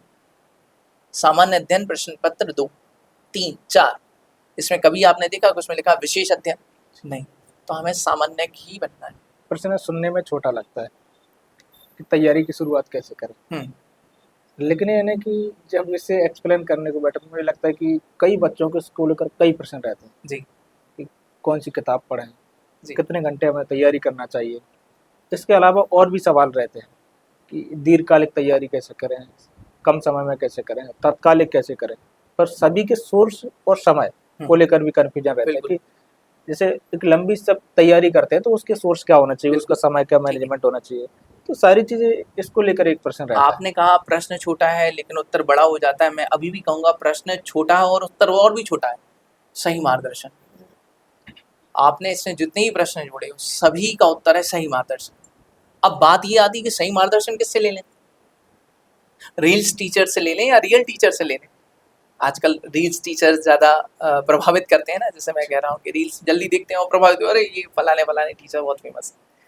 तो मैं आपसे ये कहूँगा कि आप ग्राउंड लेवल पे उतरिए, आप जांचिए स्वयं। भगवान ने आपको बुद्धि दी है, इसके साथ एक विवेक भी दिया है, तभी हम मनुष्य हैं। तो अपने विवेक से सोचिए, ठीक है, अपने विवेक से पूछिए कौन आपको उपलब्ध हो पा रहा है, जो आपको उपलब्ध है आप उससे पूछिए कैसे करना है तैयारी, शुरुआत कैसे कर। तो आपको बता सकता है कि सबसे पहले आप इस बुक सोर्स को आप उठाइए, एक साथ 6 से 12 की एनसीईआरटी अगर कोई बोलता है कि एक साथ 6 से 12 की एनसीईआरटी आप पूरी उठा लाइए, तो मैं कहता हूँ उसकी जगह कि नहीं, पहले बेटा आप एक सब्जेक्ट की, एक सीरीज़ की एक बुक लेके आइए। जब आप उसको पढ़ लें, जब आपने उसको अच्छे से पढ़ लिया, आपने उसको समझ लिया, फिर आप उसी सीरीज़ की दूसरी किताब उठाइए, उसी सीरीज़ की तीसरी, 6 to 12 ऐसी सारी किताबें फिर आप पढ़ लीजिए। जब आप उसने किताब उसको विषय को पढ़ लिया, तब आप उसकी कोई अच्छी टेक्स्ट बुक और अच्छी बुक आप उठाइए। जैसे मान लीजिए कोई रेफरेंस बुक भी आप उठा सकते हैं। जैसे मान लीजिए आपने आधुनिक भारत पढ़ लिया, तो स्पेक्ट्रम उठा सकते हैं। आपने स्पेक्ट्रम पढ़ ली, आपका एक विषय हो गया। आपने सतीश चंद्र पढ़ ली, ठीक है, आपने शर्मा पढ़ ली। तो अगर आपने ये बुक्स पढ़ ली, आपका इतिहास अच्छे से कवर हो गया। अब आप दूसरे विषय की ओर जाइए। बच्चे क्या करते हैं, आज ही मुझे इतिहास समझ में आ जाए, आज ही मुझे भूगोल समझ में आ जाए, आज ही मुझे संविधान समझ में आ जाए, तो ये गलती कर देते हैं। दूसरा, कुछ बच्चे ये सोचते हैं कि हमने तो कोचिंग में एडमिशन ले लिया, अब तो हमारा सिलेक्शन तय है। तो मैं आपको इसकी भी एक जवाब देना चाहूँगा, कोचिंग कोई कनखर के पंडा की भभूत नहीं है कि हमने वो भभूत खा ली और अब हमारा सिलेक्शन हो जाएगा। देखो, सिलेक्शन तब होगा जब आपका टीचर भी मेहनत करेगा और जब स्टूडेंट भी मेहनत करेगा। जब दोनों लोग मेहनत करते हैं तब सिलेक्शन होता है, तब बाउंडिंग बनती है। लेकिन क्या है कि या तो टीचर बच्चों पे ही छोड़ देगा या बच्चे टीचर पे छोड़ देंगे, दोनों ही आप देखेंगे असफल हो। वो टीचर भी फेल हो जाएगा और स्टूडेंट भी फेल हो जाएगा। इसलिए मेहनत दोनों की लगेगी। मार्गदर्शन समय समय पे आप लोगों से और भी ले सकते हैं। जैसे मैंने आपसे कहा कि टॉपर्स भी योगदान देते हैं, टॉपर्स आते हैं, उससे बात कीजिए, वो आपको बता दें। आप बड़े बड़े प्रश्न मत पूछिए कि डिप्टी कलेक्टर कैसे बन गए आप बड़े प्रश्न मत पूछिए। आप एक छोटा सा प्रश्न पूछिए, सर इतिहास में मध्यकालीन विषय में मुझे क्या करना चाहिए, मुझे यहाँ दिक्कत आती है। तो हो सकता है वो आपको जवाब ऐसा दे कि यार देखो यार, मध्यकालीन के लिए इतने परेशान मत हो, इतने सारे क्वेश्चन मध्यकालीन से नहीं आते, इसकी जगह तुम आधुनिक भारत के इसको पढ़ लो। और मध्यकालीन पढ़ना है तो इसके लिए इतने छोटे से नोट्स हैं, इतनी छोटी सी किताब है, इतनी छोटी सी ये सोर्स है, इसको पढ़ लो, इससे ऑलमोस्ट हो जाता है। तो वो आपको एक गाइड कर देगा, वो व्यक्ति आपको गाइड कर देगा, वो टीचर आपको गाइड कर देगा, तो आपको उस सब्जेक्ट का कम से कम एक सॉल्यूशन मिल जाएगा। लेकिन मैंने जब भी देखा तो कोई टॉपर्स आते हैं क्लास में, तो बच्चे यही बोलते हैं कि आपको इतनी बार में सफलता मिली, इतने समय तक आपने क्या किया। अब वो इतना समय 5 साल 10 साल का जो उसका समय है, वो कैसे बताएगा आपको 5 मिनट में कि मैंने क्या किया। वो आपको दिन का रूटीन नहीं बता सकता 5 मिनट में, वो कैसे बता देगा, आप बताइए। पूछते हैं आप कितने घंटा पढ़ते थे, कितने घंटे पढ़ते थे। कोई भी स्टूडेंट टॉप करने वाला अगर बता दे कि नहीं मैं हर दिन 10 घंटे पढ़ता था, मुझे लगता है कि उससे बड़ा झूठ कोई नहीं बोल रहा होगा कि हर दिन 10 घंटे। क्योंकि कई बार डिस्ट्रैक्शन आते हैं, कई बार त्यौहार आते हैं, कई बार घर में कोई फंक्शन आते हैं, कई बार अपनी स्वास्थ्य ठीक नहीं रहता, कई बार हम घूमने फिरने के लिए गए। तो मुझे नहीं लगता कि कोई व्यक्ति ये कह सकता नहीं मेरा तो बिल्कुल ऐसा रूटीन था और मैंने इस 10 घंटे को फॉलो किया।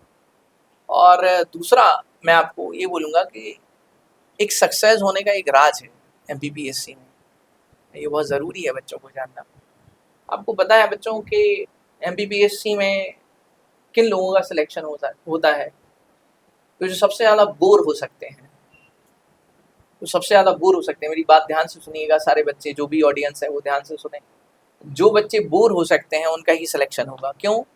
क्योंकि सरकार को कैसे लोग चाहिए, बोरिंग लोग चाहिए। कैसे लोग चाहिए, बोरिंग कैसे चाहिए? जो 10 से 5 तक की जॉब कर सकते हैं, ड्यूटी कर सकते हैं, जो डेली एक जैसा काम कर सकते हैं। जब हम डेली एक जैसा काम करते हैं तो हम बोर होते हैं। डेफिनेटली इसलिए आपको ऐसा सिलेबस दिया जाता है जिससे आप बोर हो और आप में वो धैर्य, वो पेशेंस, वो आपके अंदर डेवलप। इसलिए जो बच्चा जितना ज़्यादा बोर हो सकता है उसके सफल होने के चांसेस उतने ज़्यादा होते हैं। इसमें ऐसा भी समझ लीजिए कि कई बार कुछ टॉपिक बहुत इंटरेस्टिंग होते हैं। उदाहरण के लिए मान लो अगर इतिहास में कोई कहानी सुनाओ तो बहुत इंटरेस्टिंग हो सकती है कि भाई चंद्रगुप्त मौर्य की हमने कहानी सुना दी, तो बहुत इंटरेस्टिंग हो सकती है। बच्चे उसमें एकदम रोंगटे खड़े हो जाएंगे उनके कि हाँ यार ये तो गजब की कहानी है चाणक्य और चंद्रगुप्त की। लेकिन हो सकता है कुछ टॉपिक एकदम बोरिंग हो, कुछ टॉपिक ऐसे लग रहे हो कि अरे यार ये क्यों आया, इसका कोई रीज़न ही नहीं है, क्यों लेके आया यार इस कॉन्सेप्ट को, इस टॉपिक को यार हटा क्यों नहीं दिया। जैसे मान लीजिए हम लोग एक टॉपिक पढ़ते हैं कि सिंधु घाटी सभ्यता की ये चीज़ यहाँ से मिली, वो चीज़ वहाँ से मिली। कुछ चीज़ें तो ऐसी हैं कि सिंधु घाटी सभ्यता के हड़प्पा और मोहनजोदड़ो हमारे देश में रहे भी नहीं, वो पाकिस्तान में पहुँच गए, तो भी हम उसको पढ़ रहे हैं। अब उसमें क्या इंटरेस्ट जाग रहा है बच्चों का? कोई इंटरेस्ट नहीं जाग रहा, लेकिन फिर भी पढ़ना है। लेकिन हाँ, नॉलेज बढ़ाने के लिए बहुत अच्छा है। वो क्या कि 5000 साल पहले की सभ्यता नगर नियोजन में रह रही थी। मतलब 5000 साल पहले हम लोग स्मार्ट सिटी में रह रहे थे। जैसे कि मैं कह रहा हूँ स्मार्ट सिटी का मतलब आज की जो स्मार्ट सिटी की संकल्पना है, कहीं ना कहीं से हम उससे ले सकते हैं।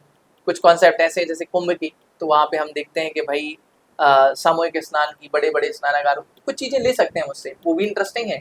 लेकिन कुछ बच्चे ऐसा कहते हैं कि सर ये क्यों पढ़वा रहे हैं सिंधु घाटी सभ्यता। तो कई बार ऐसे होते हैं, कुछ टॉपिक बोरिंग होते हैं। कई बार जैसे हम इकोनॉमी के कुछ टॉपिक पढ़ते हैं, बोरिंग लगते हैं। कई बार ज्योग्राफी के कुछ टॉपिक पढ़ते हैं, बोरिंग लगते हैं। लेकिन आप अगर बोर हो सकते हैं तो आप सिलेक्शन भी ले सकते हैं। तो आपको कुछ टॉपिक अगर इंटरेस्टिंग नहीं भी लगे या किसी टीचर की क्लास इंटरेस्टिंग नहीं लगी, तो भी उसको पढ़ना पड़ता है क्योंकि सिलेबस में, और उसका आंसर करना है पेपर में, सिलेक्ट होना है।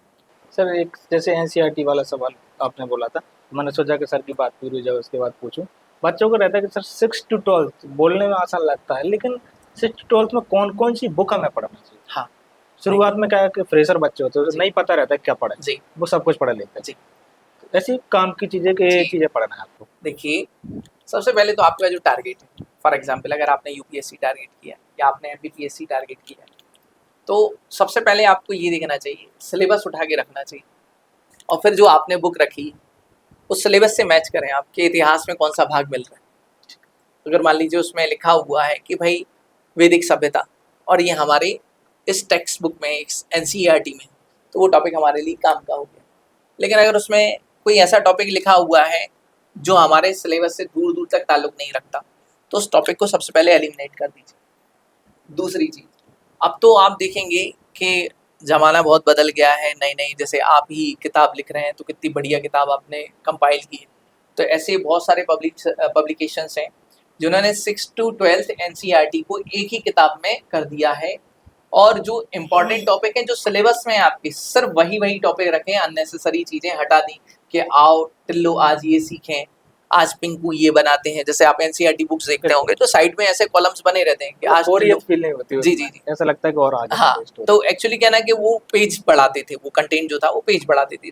तो जो टेक्स्ट बुक है, तो इसका लोगों ने क्या कर दिया, ऐसी कई सारी किताबें हैं जिसमें 6 to 12 एनसीईआरटी का निचोड़ मिल रहा है आपको, तो बच्चे वो भी फॉलो कर सकते हैं। सर जैसे कि मेंस मुख्य परीक्षा की जो रणनीति है उसको किस प्रकार से?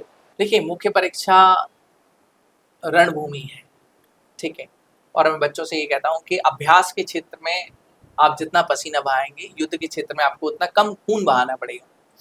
तो मुख्य परीक्षा जो है वो ज़बरदस्त प्रैक्टिस मांगती है। आप 3 घंटे, जैसे मैंने कहा कि एक हफ्ते में 3 घंटे तो आपको ज़रूर लिखना ही है, और हर दिन 1.5 घंटे लिखना है। तो मुख्य परीक्षा में आप सबसे पहले ये देखिए कि सिलेबस क्या कह रहा है और एग्ज़ाम पैटर्न क्या कह रहा है। जैसे कि एमपीपीएससी की बात करें तो 2 मार्कर, 7 मार्कर और 10 मार्कर। तो उसमें अगर आप एक स्ट्रेटजी निकाल के देखेंगे तो जो 7 मार्कर हैं वो लगभग आधा पेपर है, मतलब 140 मार्क्स का है वो। तो अगर कोई बच्चा उस स्ट्रेटजी से करता है कि यार 7 मार्कर में मैक्सिमम नंबर खींचना है, और 2 मार्कर और 10 मार्कर में औसत से थोड़े बेहतर नंबर खींच लेंगे, तो भी हम एमपीपीएससी निकाल लेंगे। तो उसको रणनीति ये रखनी चाहिए कि भाई हमें जो भी चीज़ें पढ़नी है, एटलीस्ट जो भी चीज़ें पढ़ रहे हैं वो 5-7 लाइन का कॉन्सेप्ट में तो हो। तो 7 मार्कर तो ईजिली लिखा जाएगा। उसी 7 मार्कर से 2 मार्कर भी लिखा जा सकता है, और उसी 7 मार्कर से 10 मार्कर भी लिख सकते हैं। कैसे लिख सकते हैं? जैसे आपने कुछ कीवर्ड्स आपने पढ़े 7 मार्कर, तो 7 मार्कर में कीवर्ड से आप थोड़ी सी और क्या सेंटेंस बना लीजिए। एग्जाम्पल, जैसे मान लीजिए हमने पढ़ा कि फलानी चीज़ का हेडक्वार्टर जिनेवा में है, या मान लीजिए WIPO, world intellectual property organisation, इसका हेडक्वार्टर जिनेवा में। तो हमने लिखा HQ डैश करके जिनेवा। अब इसी को हम पूरी लाइन कैसे बनाएं मेंस में? हम लिखेंगे विश्व बौद्धिक संपदा संगठन का मुख्यालय जिनेवा में अवस्थित है। तो पूरी लाइन बन गई ना, जबकि पढ़े कितने थे? 2 शब्द। तो सोचिए 7 मार्कर से 10 मार्कर भी लिखा जा सकता है, मतलब आप चीज़ों को और एक्सप्लेन करके लिख सकते हैं। तो ये टेक्निक भी फॉलो करते हैं हम लोग। तो मुख्य परीक्षा है, मुझे लगता है कि अब पूरी रणनीति जो है वो 7 मार्कर के आसपास ही घूमेगी। बच्चों को इस दिशा में ही पढ़ना चाहिए कि कोई भी टॉपिक पढ़ रहे हैं उसकी 7-8 लाइन आपको आनी चाहिए बस। मुख्य परीक्षा में फॉर्मेटिंग का कितना महत्व रहता है, और फॉर्मेटिंग किस टाइप से करना चाहिए? बहुत ज़्यादा महत्व है मुख्य परीक्षा में फॉर्मेटिंग। ये समझ लीजिए जैसा दिखता है वैसा दिखता है, कि मुख्य परीक्षा में फॉर्मेटिंग इसलिए ज़रूरी है कि अलग अलग आयाम में व्यक्ति की धारणा ना बने। बच्चे सारे क्वेश्चन पॉइंट्स में लिख देंगे तो हो सकता है चेक करने वाले ने आपको 7 में से 3 नंबर दे दिए, और वो आगे सारे क्वेश्चन देख रहा है कि वैसे ही पॉइंट्स में लिखेंगे तो वो 3-3 नंबर देता जा रहा है। लेकिन वहीं अगर मान लीजिए एक फ्लो चार्ट में लिखा है, एक में introduction, main body, content, conclusion, side में एक बॉक्स बना के आपने दे दिया, एक स्पेशल फैक्ट दे दिया, वैल्यू एडिशन कर दिया, मैप बना दिया, तो मे भी पॉसिबल वहाँ पे नंबर 4 हो जाए और चेक करने वाले की धारणा टूट जाए। तो इसलिए ना बेस्ट पार्ट ये है कि धारणा नहीं बनने देना है, तो फॉर्मेटिंग अलग अलग वेराइटीज़ में यूज़ करना चाहिए। जैसे कि 2 मार्कर है तो डायरेक्ट हिट कर सकते हैं अपन, डायरेक्ट आंसर लिख सकते हैं, 1 लाइन में 2 लाइन में अपन आंसर लिख सकते हैं।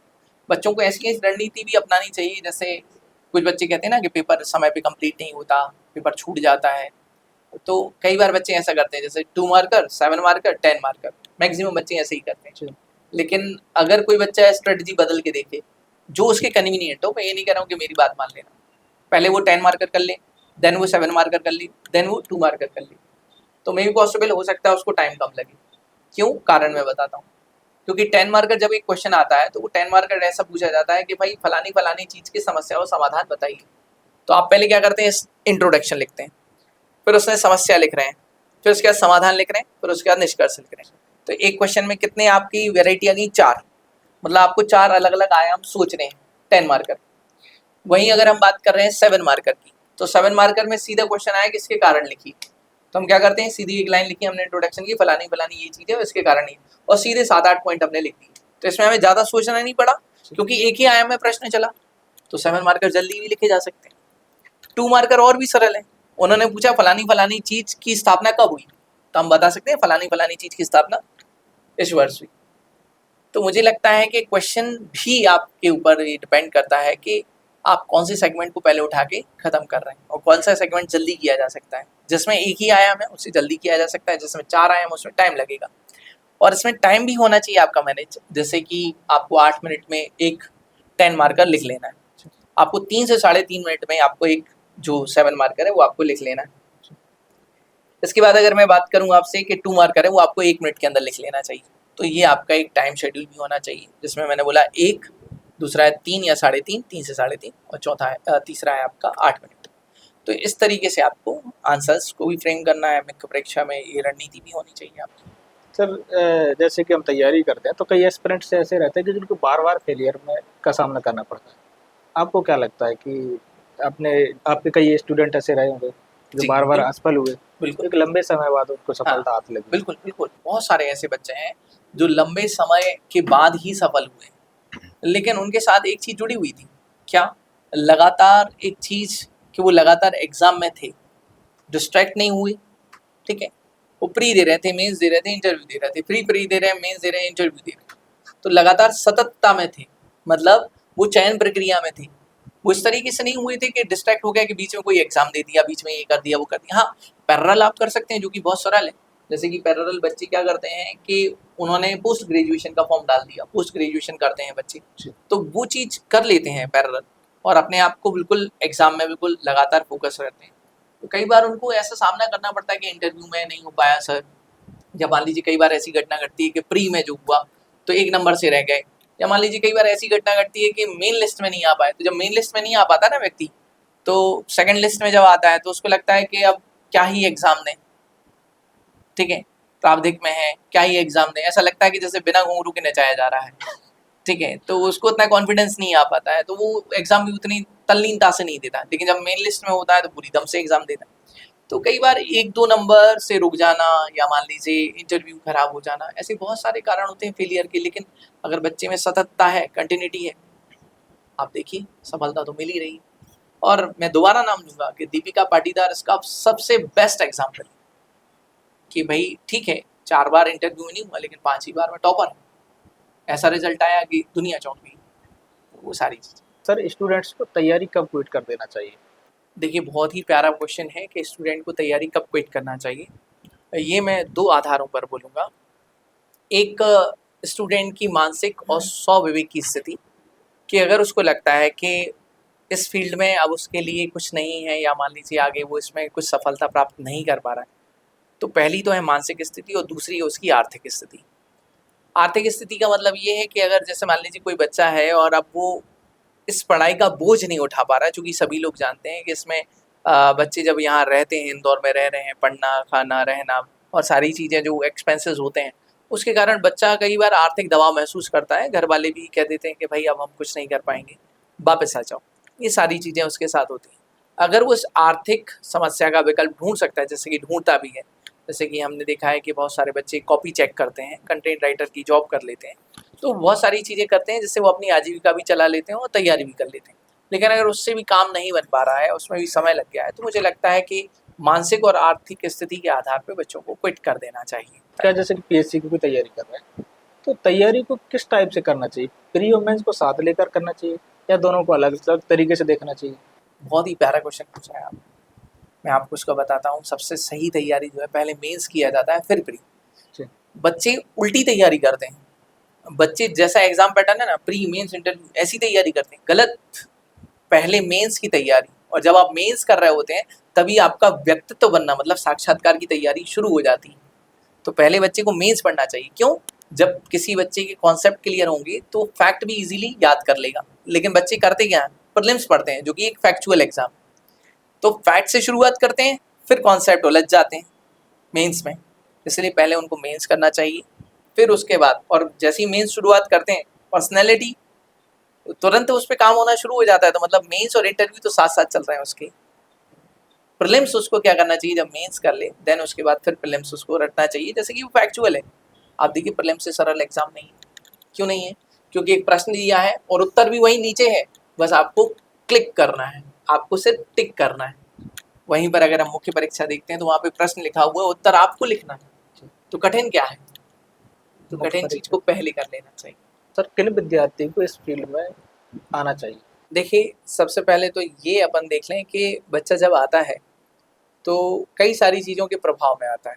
मान लीजिए उसने किसी फिल्म में देखा कि एक हीरो है और वो हीरो जो है पुलिस वाला है, तो कई बार उनके मन में भाव आता है कि मैं तो जाके डीएसपी बनूंगा या पुलिस वाला बनूंगा, एसपी बनूंगा, तो मुझे इस फील्ड में जाना चाहिए। कुछ बच्चे इसलिए आ जाते हैं क्योंकि उनके दोस्त आ रहे हैं, कुछ बच्चे इसलिए आ जाते हैं कि उनके फलाने रिश्तेदार ने एमपीपीएससी क्रैक कर लिया है, डिप्टी कलेक्टर बन गए, तो उन्हें भी करना है। कई सारे अन्य इन्फ्लुएंस होके बच्चे यहाँ पर आ जाते हैं, तो ऐसे बच्चों का रिजल्ट बहुत कम हो पाता है। हाँ, कुछ बच्चे ऐसे इन्फ्लुएंस होके आते हैं, लेकिन वो पूरी तैयारी, पूरी शिद्दत के साथ तैयारी में लग भी जाते हैं और मेहनत करते हैं, वो सफल भी हो जाते हैं। लेकिन आप इस टाइप के बच्चों में रेशियो देखेंगे तो मैक्सिमम बच्चे जो हैं वो अगर इन्फ्लुएंस होके आ रहे हैं तो मुझे नहीं लगता कि वो फिर इस फील्ड में सफल हो पाएंगे। क्योंकि ये फील्ड जो है, जब आप इंटरव्यू में पहुंचते हैं तो आपसे सबसे पहला क्वेश्चन यही होता है कि आप डिप्टी कलेक्टर क्यों बनना चाहते हैं। अब बच्चे वहाँ पर जो जवाब देते हैं तो वो समझ जाते हैं कि ये जो है वो गोल गोल है ना, ये एकदम असली जवाब नहीं है, बल्कि ये फर्जी है। इस कारण से ही बहुत सारे बच्चे, अब देखिए इसमें 3 चीज़ें फुलफिल हो रही हैं। जैसे मान लीजिए अगर कोई बच्चा जवाब देता है कि सर सबसे पहले तो इसमें जॉब सिक्योरिटी है, दूसरा ये राज्य सेवा का सर्वोच्च पद है, और जॉब सिक्योरिटी मान सम्मान के साथ साथ इसमें आपको अथॉरिटी भी मिल रही है, लोक सेवा भी आप कर रहे हैं। ठीक है, तो ये बच्चे, मैक्सिमम बच्चे ऐसा जवाब देते हैं। लेकिन मेरे दृष्टिकोण में सबसे बेहतरीन जवाब ये है कि आप लोगों की सेवा कर रहे हैं, मतलब आप अध्यात्म का काम भी कर रहे हैं, आप लोगों की सेवा कर रहे हैं, आपको ईश्वर ने आपको इसलिए चुना है कि आप पुण्य का काम कर रहे हैं। तो और इस पुण्य के काम के करने के बदले में सरकार आपको पैसा भी दे रही है, मतलब सांसारिक काम भी हो रहा है। इसका मतलब ये हो गया कि लोक सेवक बनने का काम जो है वो सांसारिक और आध्यात्मिक दोनों उद्देश्यों की पूर्ति कर रहा है। कि मतलब आप अच्छा कर रहे हैं, लोगों का भला कर रहे हैं, आप लोक सेवा कर रहे हैं और सरकार उसका पैसा भी दे रही है। तो इससे ज़्यादा बेस्ट जॉब कुछ नहीं हो सकती। तो मुझे लगता है कि बच्चों को अपना अगर कोई ऐसा मोटो बनाना है कि भाई क्यों मुझे लोक सेवा की तैयारी करनी चाहिए, मुझे सिविल सर्वेंट क्यों बनना है, तो उसका लक्ष्य यही होना चाहिए कि भाई आप लोगों का भला कर रहे हो और उसके बदले में पैसे भी मिल रहे हैं। इससे बेस्ट जॉब तो दुनिया की कोई दूसरी हो ही नहीं सकती। ठीक है, तो बच्चों को ये टारगेट बनाना चाहिए, ना कि सिंघम दबंग, मान लीजिए कुछ ऐसे इन्फ्लुएंस हो कि हम आ जाएं और हमें लोक सेवा कर दें। वो बच्चे अच्छे लोक सेवा बनेंगे भी नहीं। सर, कई बच्चों का आपने देखा होगा टेस्ट सीरीज में बहुत अच्छा परफॉर्मेंस करते हैं, लेकिन क्या रहता है जब एग्जाम हॉल में जाते हैं तो स्थिति ये होती है कहीं ना कहीं डिस्ट्रैक्ट हो जाते हैं या फिर डीमोटिवेट हो जाते हैं जी। इन चीज़ों से बचने के लिए क्या करना चाहिए? तो इसमें समस्याएं हैं। सबसे पहली समस्या है डर। बच्चे ने बहुत पढ़ा है लेकिन डर इतना हावी है कि वो उसका ट्रीटमेंट ही नहीं ले पाया। ट्रीटमेंट का मतलब ये है कि वैसे तो डर का इलाज विदेशों में भी नहीं है। कोई व्यक्ति अगर डरता है तो उसका विदेश में भी उपचार नहीं हो सकता। लेकिन क्या उसका डर की स्थिति बनी कैसे? उसकी डर की स्थिति ऐसी बनती है कि जब वो पेपर, उसने टेस्ट भी दे दिया, लिख भी लिया, सारी चीज़ें भी, लेकिन उसको एक मन में भय चलता है कि पता नहीं कैसा पेपर आएगा, कठिन आ गया तो, ठीक है। तो उस डर के कारण क्या होता है कि वो अच्छा परफॉर्म नहीं कर पाता। दूसरा ये होता है कि अगर आप एमपीपीएससी का या मान लीजिए कोई भी सिविल सर्विसेज का पेपर देखें तो उसमें 10% क्वेश्चन ही ऐसे होते हैं जो बहुत कठिन होते हैं, जो नहीं बन रहे होते हैं, या मान लीजिए जो जिसके बारे में ज़्यादा सुना नहीं है, पढ़ा नहीं। और पेपर होता है बाली। रामायण में एक पात्र था बाली। बाली के पास ऐसा पावर था कि जिसके भी सामने वो जाएगा उसकी आधी शक्ति खींच लेता है। ऐसे ही होता है पेपर। जैसे ही बच्चे ने पेपर पलटाया तो पेपर बन जाता है बाली और बच्चे की आधी शक्ति खींच लेता है। पेपर हो जाता है टेवड़ा, बच्चा हो जाता है आधा। ठीक है। तो इस समस्या में क्या होता है, बच्चे को इतना डर लग जाता है कि भाई वो पेपर ठीक से अटेम्प्ट नहीं कर पाता, जबकि पेपर उतना कठिन था नहीं। अब इसी समस्या में इसका एक सॉल्यूशन है। हमारे आराध्य भगवान श्री राम ने बाली का वध कैसे किया था, तो वो टेक्निक्स देखिए। उसी टेक्निक्स को आपको पेपर में एप्लीकेबल करना है कि भाई हम पेपर कैसे करेंगे। जो क्वेश्चन थोड़े से टफ लग रहे हैं उसको अभी साइड में छोड़ो, जो ईजी हैं सबसे पहले उसको डील करो। और जैसे जैसे ईजी क्वेश्चन आप डील करते जाओगे आपका कॉन्फिडेंस बढ़ता जाएगा, बूस्टअप होता जाएगा, और आप देखोगे कि आपने 80-90% पेपर इजीली अटेम्प्ट कर दिया है। और ये सेम चीज़ आप चाहे मुख्य परीक्षा में देख लीजिए। कुछ प्रश्न कठिन आते हैं, मैं आपको एग्जांपल देता हूँ। जैसे इतिहास की शुरुआत के 5-7 क्वेश्चन ऐसे आते हैं जिसमें कई सारे बच्चों से बनते ही नहीं, लेकिन बाकी का पूरा पेपर ईजी होता है, लेकिन बच्चे फिर भी घबरा जाते हैं। वैसे ही आप देखते हैं पेपर में कई बार होता है प्रीलिम्स के पेपर में। ये प्रीलिम्स के पेपर में ही 10 क्वेश्चन ऐसे आते हैं जिसको हवा नहीं लगती, किसी को पता नहीं रहता, लेकिन बाकी क्वेश्चन सरल, लेकिन वो 10% जो क्वेश्चन है वो आपके ऊपर इतना प्रभाव डाल देंगे कि 90 बनते हुए क्वेश्चन भी आप थोड़े से गलत कर देंगे और आपका रेशो 90 से 75 पे गिर जाएगा और आप फिर 1-2 नंबर से बाहर हो जाते हैं। तो मुझे लगता है एक बाली और दूसरा है डर, दोनों पे अगर आपने काबू कर लिया तो आप एमपीपीएससी सेलेक्ट हो सकते हैं। जिसके आप विशेषज्ञ के रूप में जाने जाते हैं, आंसर राइटिंग विशेषज्ञ। तो आंसर राइटिंग को लेकर एक बच्चों के अंदर डर रहता है जी। आंसर राइटिंग, या तो कई लोग बोलते हैं यदि कोई सवाल पूछे कि मुझे क्या करना चाहिए मेंस सिलेक्शन के लिए, तो वो ये कहीं बोलते हैं आंसर राइटिंग, पढ़ने मढ़ने का छोड़ो, आंसर राइटिंग जितना लिखो। जी। तो आंसर राइटिंग का जो डर है एक माहौल, हवा का माहौल बना हुआ, उसके लिए आप क्या कहेंगे? आंसर राइटिंग अगर किसी बच्चे को करना है तो आज इस मंच से मैं ये बात कहूँगा कि बच्चे सोचते हैं हम लिख लेंगे, ठीक है, चलो हम आज एक प्रैक्टिकल करते हैं बच्चों। आप जैसे कोई बच्चा 21 साल का, कोई 22 साल का, कोई 24 साल का, कोई 25 साल का, सबकी अलग अलग एज होगी, कोई तो 30 साल के भी होंगे, ठीक है। तो जो बच्चे 30 साल से अपने आप को जानते हैं, स्वयं के व्यक्तित्व को जानते हैं, एक प्रैक्टिकल करके देखना बेटा। एमपीपीएससी में एक पेपर होता है निबंध का, उस निबंध में 1000 शब्दों में निबंध लिखा जाता है। चलिए एक काम करिए, आप अपने व्यक्तित्व के ऊपर 1000 शब्दों में निबंध लिख कर देख लीजिए। मैं आपको बताता हूँ 2 पन्ने भरने के बाद आप तीसरा पन्ना नहीं भर पाएंगे, जबकि एमपीपीएससी में आपको 10 पन्ने भरने हैं एक निबंध। तब आपको एहसास हो जाएगा कि आंसर राइटिंग कितनी ज़रूरी है। जिस शरीर के साथ आप 30 साल से रह रहे हैं, जिस शरीर के साथ आप 25 साल से रह रहे हैं, उस शरीर के ऊपर, उस अपनी आत्मा के ऊपर, अपने व्यक्तित्व के ऊपर आप 10 पन्ने नहीं भर सकते, तो सोच लीजिए कि एमपीपीएससी के निबंध में आप कैसे लिखेंगे, एमपीपीएससी क्वेश्चन के आंसर में आप कैसे लिखेंगे बिना प्रैक्टिस के। तो सीधा सीधा सही की सॉल्यूशन है। आंसर राइटिंग का मतलब ये है कि अभ्यास आपको करना है। और अभ्यास कैसे करते हैं, एमपीपीएससी ने आपको खुद ही इतने इजी सेगमेंट दे रखे हैं कि पहले वो आपसे कहता है 20 शब्द लिख के देख लो भैया। जब 20 शब्द में आप पारंगत हो जाओ तो वो आपसे कहता है 70 शब्द 60 शब्द लिख के देख लो भैया। फिर उसमें पारंगत हो जाओ तो फिर वो आपसे कहता है 200 शब्द लिख के देख लो भैया। और जब आप उसमें ही पारंगत हो जाओ तो 1000 शब्द लिख के देख लो। तो इससे अच्छा इजी वे तो एमपीपीएससी ने खुद ही कैटेगराइज करके दे रखा है आपको कि भाई इतने इतने शब्दों में लिख लो। एक चीज़ रहती है सर कि माना कि किसी भी कोचिंग के नोट्स या कोई भी बुक सेम टू सेम चीज़ें सभी बच्चे पढ़ो जी। बात आती है लिखने की, लिखते समय अपने अपने क्वेश्चन में क्रिएटिविटी करते हैं, बिल्कुल, वो तो व्यक्तिगत। लेकिन ये है ना कि क्वेश्चन में वैल्यू एडिशन करने के लिए ऐसी कौन कौन सी चीज़ें जो महत्वपूर्ण है वो सभी को करना ही चाहिए? बहुत ही सरल है। वैल्यू एडिशन का मतलब क्या होता है, फॉर एग्जाम्पल जैसे मान लीजिए एक क्वेश्चन आया जो पर्यावरण से रिलेट करता है, तो उसमें वैल्यू एडिशन क्या हो जाएगा कि ये 5 जून को हम विश्व पर्यावरण दिवस मनाते हैं, ये वैल्यू एडिशन हो गया। या मान लीजिए अगर हम कोई कॉन्स्टिट्यूशन का कोई क्वेश्चन लिख रहे हैं, मान लीजिए हमने एक क्वेश्चन देखा और उसमें क्वेश्चन आ गया कैग पर, कंट्रोलर ऑडिटर जनरल में, तो आर्टिकल 148 से 151, ये वैल्यू एडिशन हो गया कि शुरुआत से यहाँ से हो गया। वर्तमान में कौन है कैग, ये वैल्यू एडिशन हो गया। या मान लीजिए हम इकोनॉमिक्स का कोई क्वेश्चन लिख रहे हैं तो उसमें हमने दे दिया कि भाई इकोनॉमिक्स में इस बार बजट में इस चीज़ में इतनी इतनी खर्च करने की बात कही गई थी, ये वैल्यू एडिशन हो गया। तो वैल्यू एडिशन कुछ अलग से नहीं आता, आप जो पढ़ रहे हैं उसी में से कुछ फैक्ट्स निकल जाते हैं। इसके लिए प्रेजेंट करने का तरीका है कि जैसे कि आप लोग क्या कर सकते हैं कि उस क्वेश्चन में साइड बॉक्स बना सकते हैं, मैपिंग कर सकते हैं, फ्लो चार्ट्स बना सकते हैं, अंडरलाइन कर सकते हैं, आप इन्वर्टेड कॉमा में single inverted comma, double inverted comma, ऐसे करके आप उसको प्रेजेंट कर सकते हैं। वही चीज़ वैल्यू एडिशन में दिखने लगती है। आप इंट्रोडक्शन दे रहे हैं किसी क्वेश्चन का तो आप फैक्ट से शुरू कर दीजिए कि भाई फलाने फलानी संस्था की स्थापना इस वर्ष हुई थी, या मान लीजिए इसका मुख्यालय यहाँ पे, तो फैक्ट से शुरू कर दीजिए, इसमें कोई दिक्कत थोड़ी है। बल्कि वो तो और ज़्यादा अट्रैक्टिव हो जाता है, चेक करने वाले की नज़र में ये आ जाता है कि आपको इस विषय की जानकारी है, इस टॉपिक की जानकारी है जो हमने पूछा है। तो इसमें कोई बहुत विशेष काम तो नहीं है।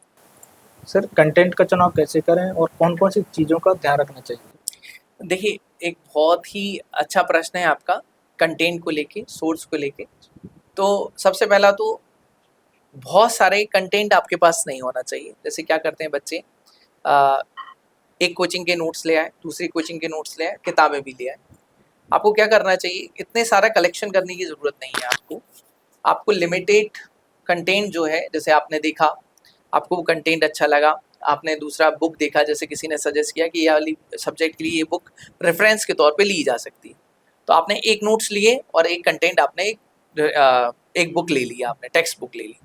और दूसरा ये है कि आप साथ साथ चलने वाली जो पैरेलल स्टडी चीज़ें होती है ना, जैसे कि हम पेन यूज़ करते हैं तो एक मोटिवेशन होता है पेन का भी। पेन का मोटिवेशन कैसा होता है कि आपने जब से जर्नी शुरू की तब से आपने कितने पेन लिखे, उस पेन का कलेक्शन अगर आप करते जाते हैं ना, फेंकते नहीं उस पेन को, वो भी आपको मोटिवेशन देता है कि देखो भाई मैंने इतनी कलम है घिस ली, ठीक है, इतना मैं लिख चुका हूँ। आपके जो नोट्स होते हैं, आपके जो खुद के रजिस्टर होते हैं जो आप सेल्फ मेड करते हैं, तो वो पेजेस भी आपने जो जितने टेस्ट पेपर लिखे होते हैं वो भी आपका एक मोटिवेशन होता है कि देखो इतने पेजेस तो हम नीले कर चुके हैं, काले कर चुके हैं, तो वो भी एक मोटिवेशन होता है। दूसरा साथ साथ में क्या होता है, बहुत सारी अध्ययन सामग्री होती है जो बहुत सारे बच्चे यूज़ नहीं करते हैं। जैसे मैं आपको एक एग्जाम्पल देता हूँ, आपने देखा होगा कई सारे बच्चे होते हैं और उनके घर की दीवारों पर, रूम की दीवारों पर आप देखते हैं कि मैप्स लगे होते हैं, इंडिया का मैप होता है, वर्ल्ड का मैप होता है, एमपी का मैप होता है। लेकिन जाके बच्चों से पूछेंगे ना आप कि कहाँ है ये वाला देश, कहाँ है, युगांडा कहाँ है, रवांडा कहाँ है, ठीक है, तो उनको ठीक से दिखाई भी नहीं देगा कहाँ है, उसकी कैपिटल तो दूर की बात है। तो मैं ये कहता हूँ कि बच्चे केवल क्या करते हैं, इस मैप को चिपका लेते हैं, उसको पढ़ने का सही तरीका नहीं आता है। इतनी सारे स्टेशनरी मटेरियल होता है, जैसे कि अगर मैं बात कर रहा हूँ कि हाइलाइटर होते हैं, तो आपके पास अलग अलग रंग के हाइलाइटर भी होने चाहिए। जैसे आप बुक में जब आप उसको हाईलाइट करते हैं ना, तो आप जब आपकी किताब रंगीन दिखती है तब आपके अंदर एक कॉन्फिडेंस आता है कि इस किताब को मैंने इतनी बार पढ़ा है, ठीक है, तो ये हाइलाइटर का यूज़ है। फिर आता है स्टिकी नोट्स।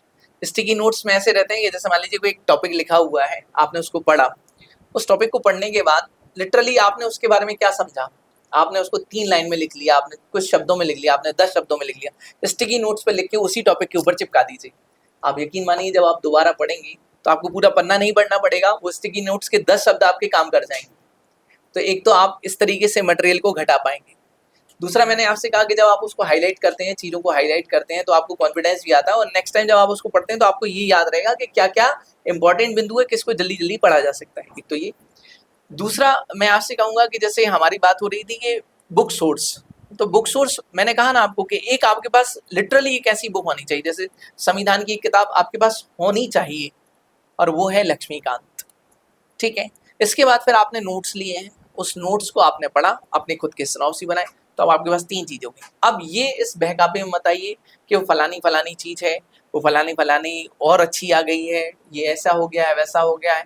हाँ, अगर वो वाकई बहुत अच्छी कोई कंटेंट नोट्स आए हैं तो उससे केवल वैल्यू एडिशन ले लीजिए कि इसमें क्या इंपॉर्टेंट है, क्या एक्स्ट्रा था, तो अपनी उसी कॉपी में, उसी नोट्स में ऐड कर लीजिए, ठीक है। तो ये चीज़ ज़रूरी है। तो फिर इसके बाद क्या होगा, आपके पास बहुत सारा कलेक्शन भी नहीं होगा, लिमिटेड। और ये मैं आज की स्थिति से, आज की डेट से बोल रहा हूँ कि हाँ, अगर बच्चा आज की डेट से भी ये करे तो इतने इतने लिमिटेड सोर्स ले सकता है। सर फैम को किस टाइप से देखते हैं आप? गौतम जी देखिए, फैम जो है उसको मैं एक अलग नज़रिए से देखता हूँ।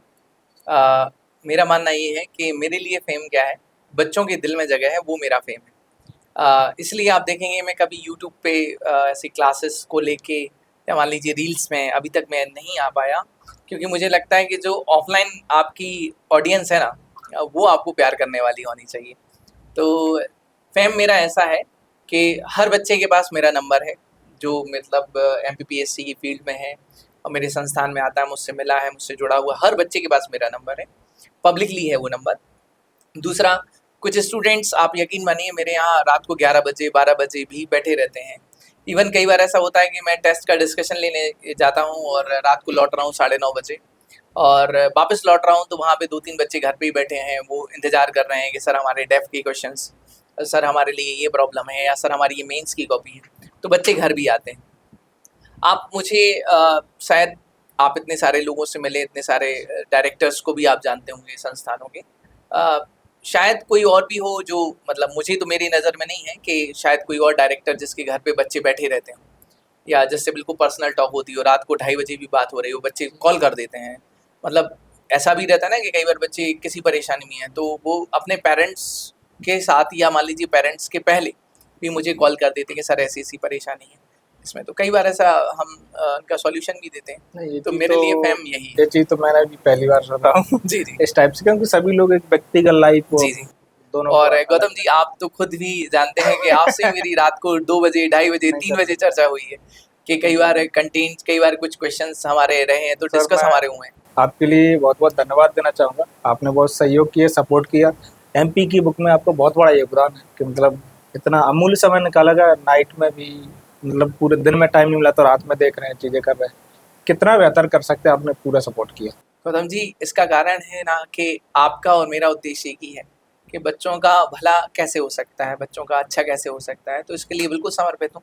आगे भी आपको जो भी ज़रूरत लगेगी बिल्कुल बेझिझक आप कहिएगा, मैं आपके साथ ही रहूँगा। Thank you so much sir, आपने इतना समय दिया इसके लिए, और आपके लिए बहुत बहुत धन्यवाद। आप हमसे जुड़े, और सर से यदि कोई सवाल पूछना चाहते हैं तो आप कमेंट बॉक्स में अपना प्रश्न लिख सकते हैं। सर से फिर मिलना होगा, कभी भी सर से मिल सकते हैं, और आप भी सर से मिल सकते हैं संस्थान में जाके कभी भी। इसके अलावा भी आपका यदि कोई आपके प्रश्न है या कोई सवाल जवाब करना चाहते हैं, हमारे सोशल मीडिया प्लेटफॉर्म से भी जुड़ सकते हैं, सिलेक्शन तक, इंस्टाग्राम, टेलीग्राम, यूट्यूब, वहाँ पर भी आप मैसेज कर सकते हैं। और अभी तक यदि आपने चैनल को सब्सक्राइब नहीं किया, सब्सक्राइब करें, वीडियो को लाइक और शेयर जरूर करें। Thank you so much.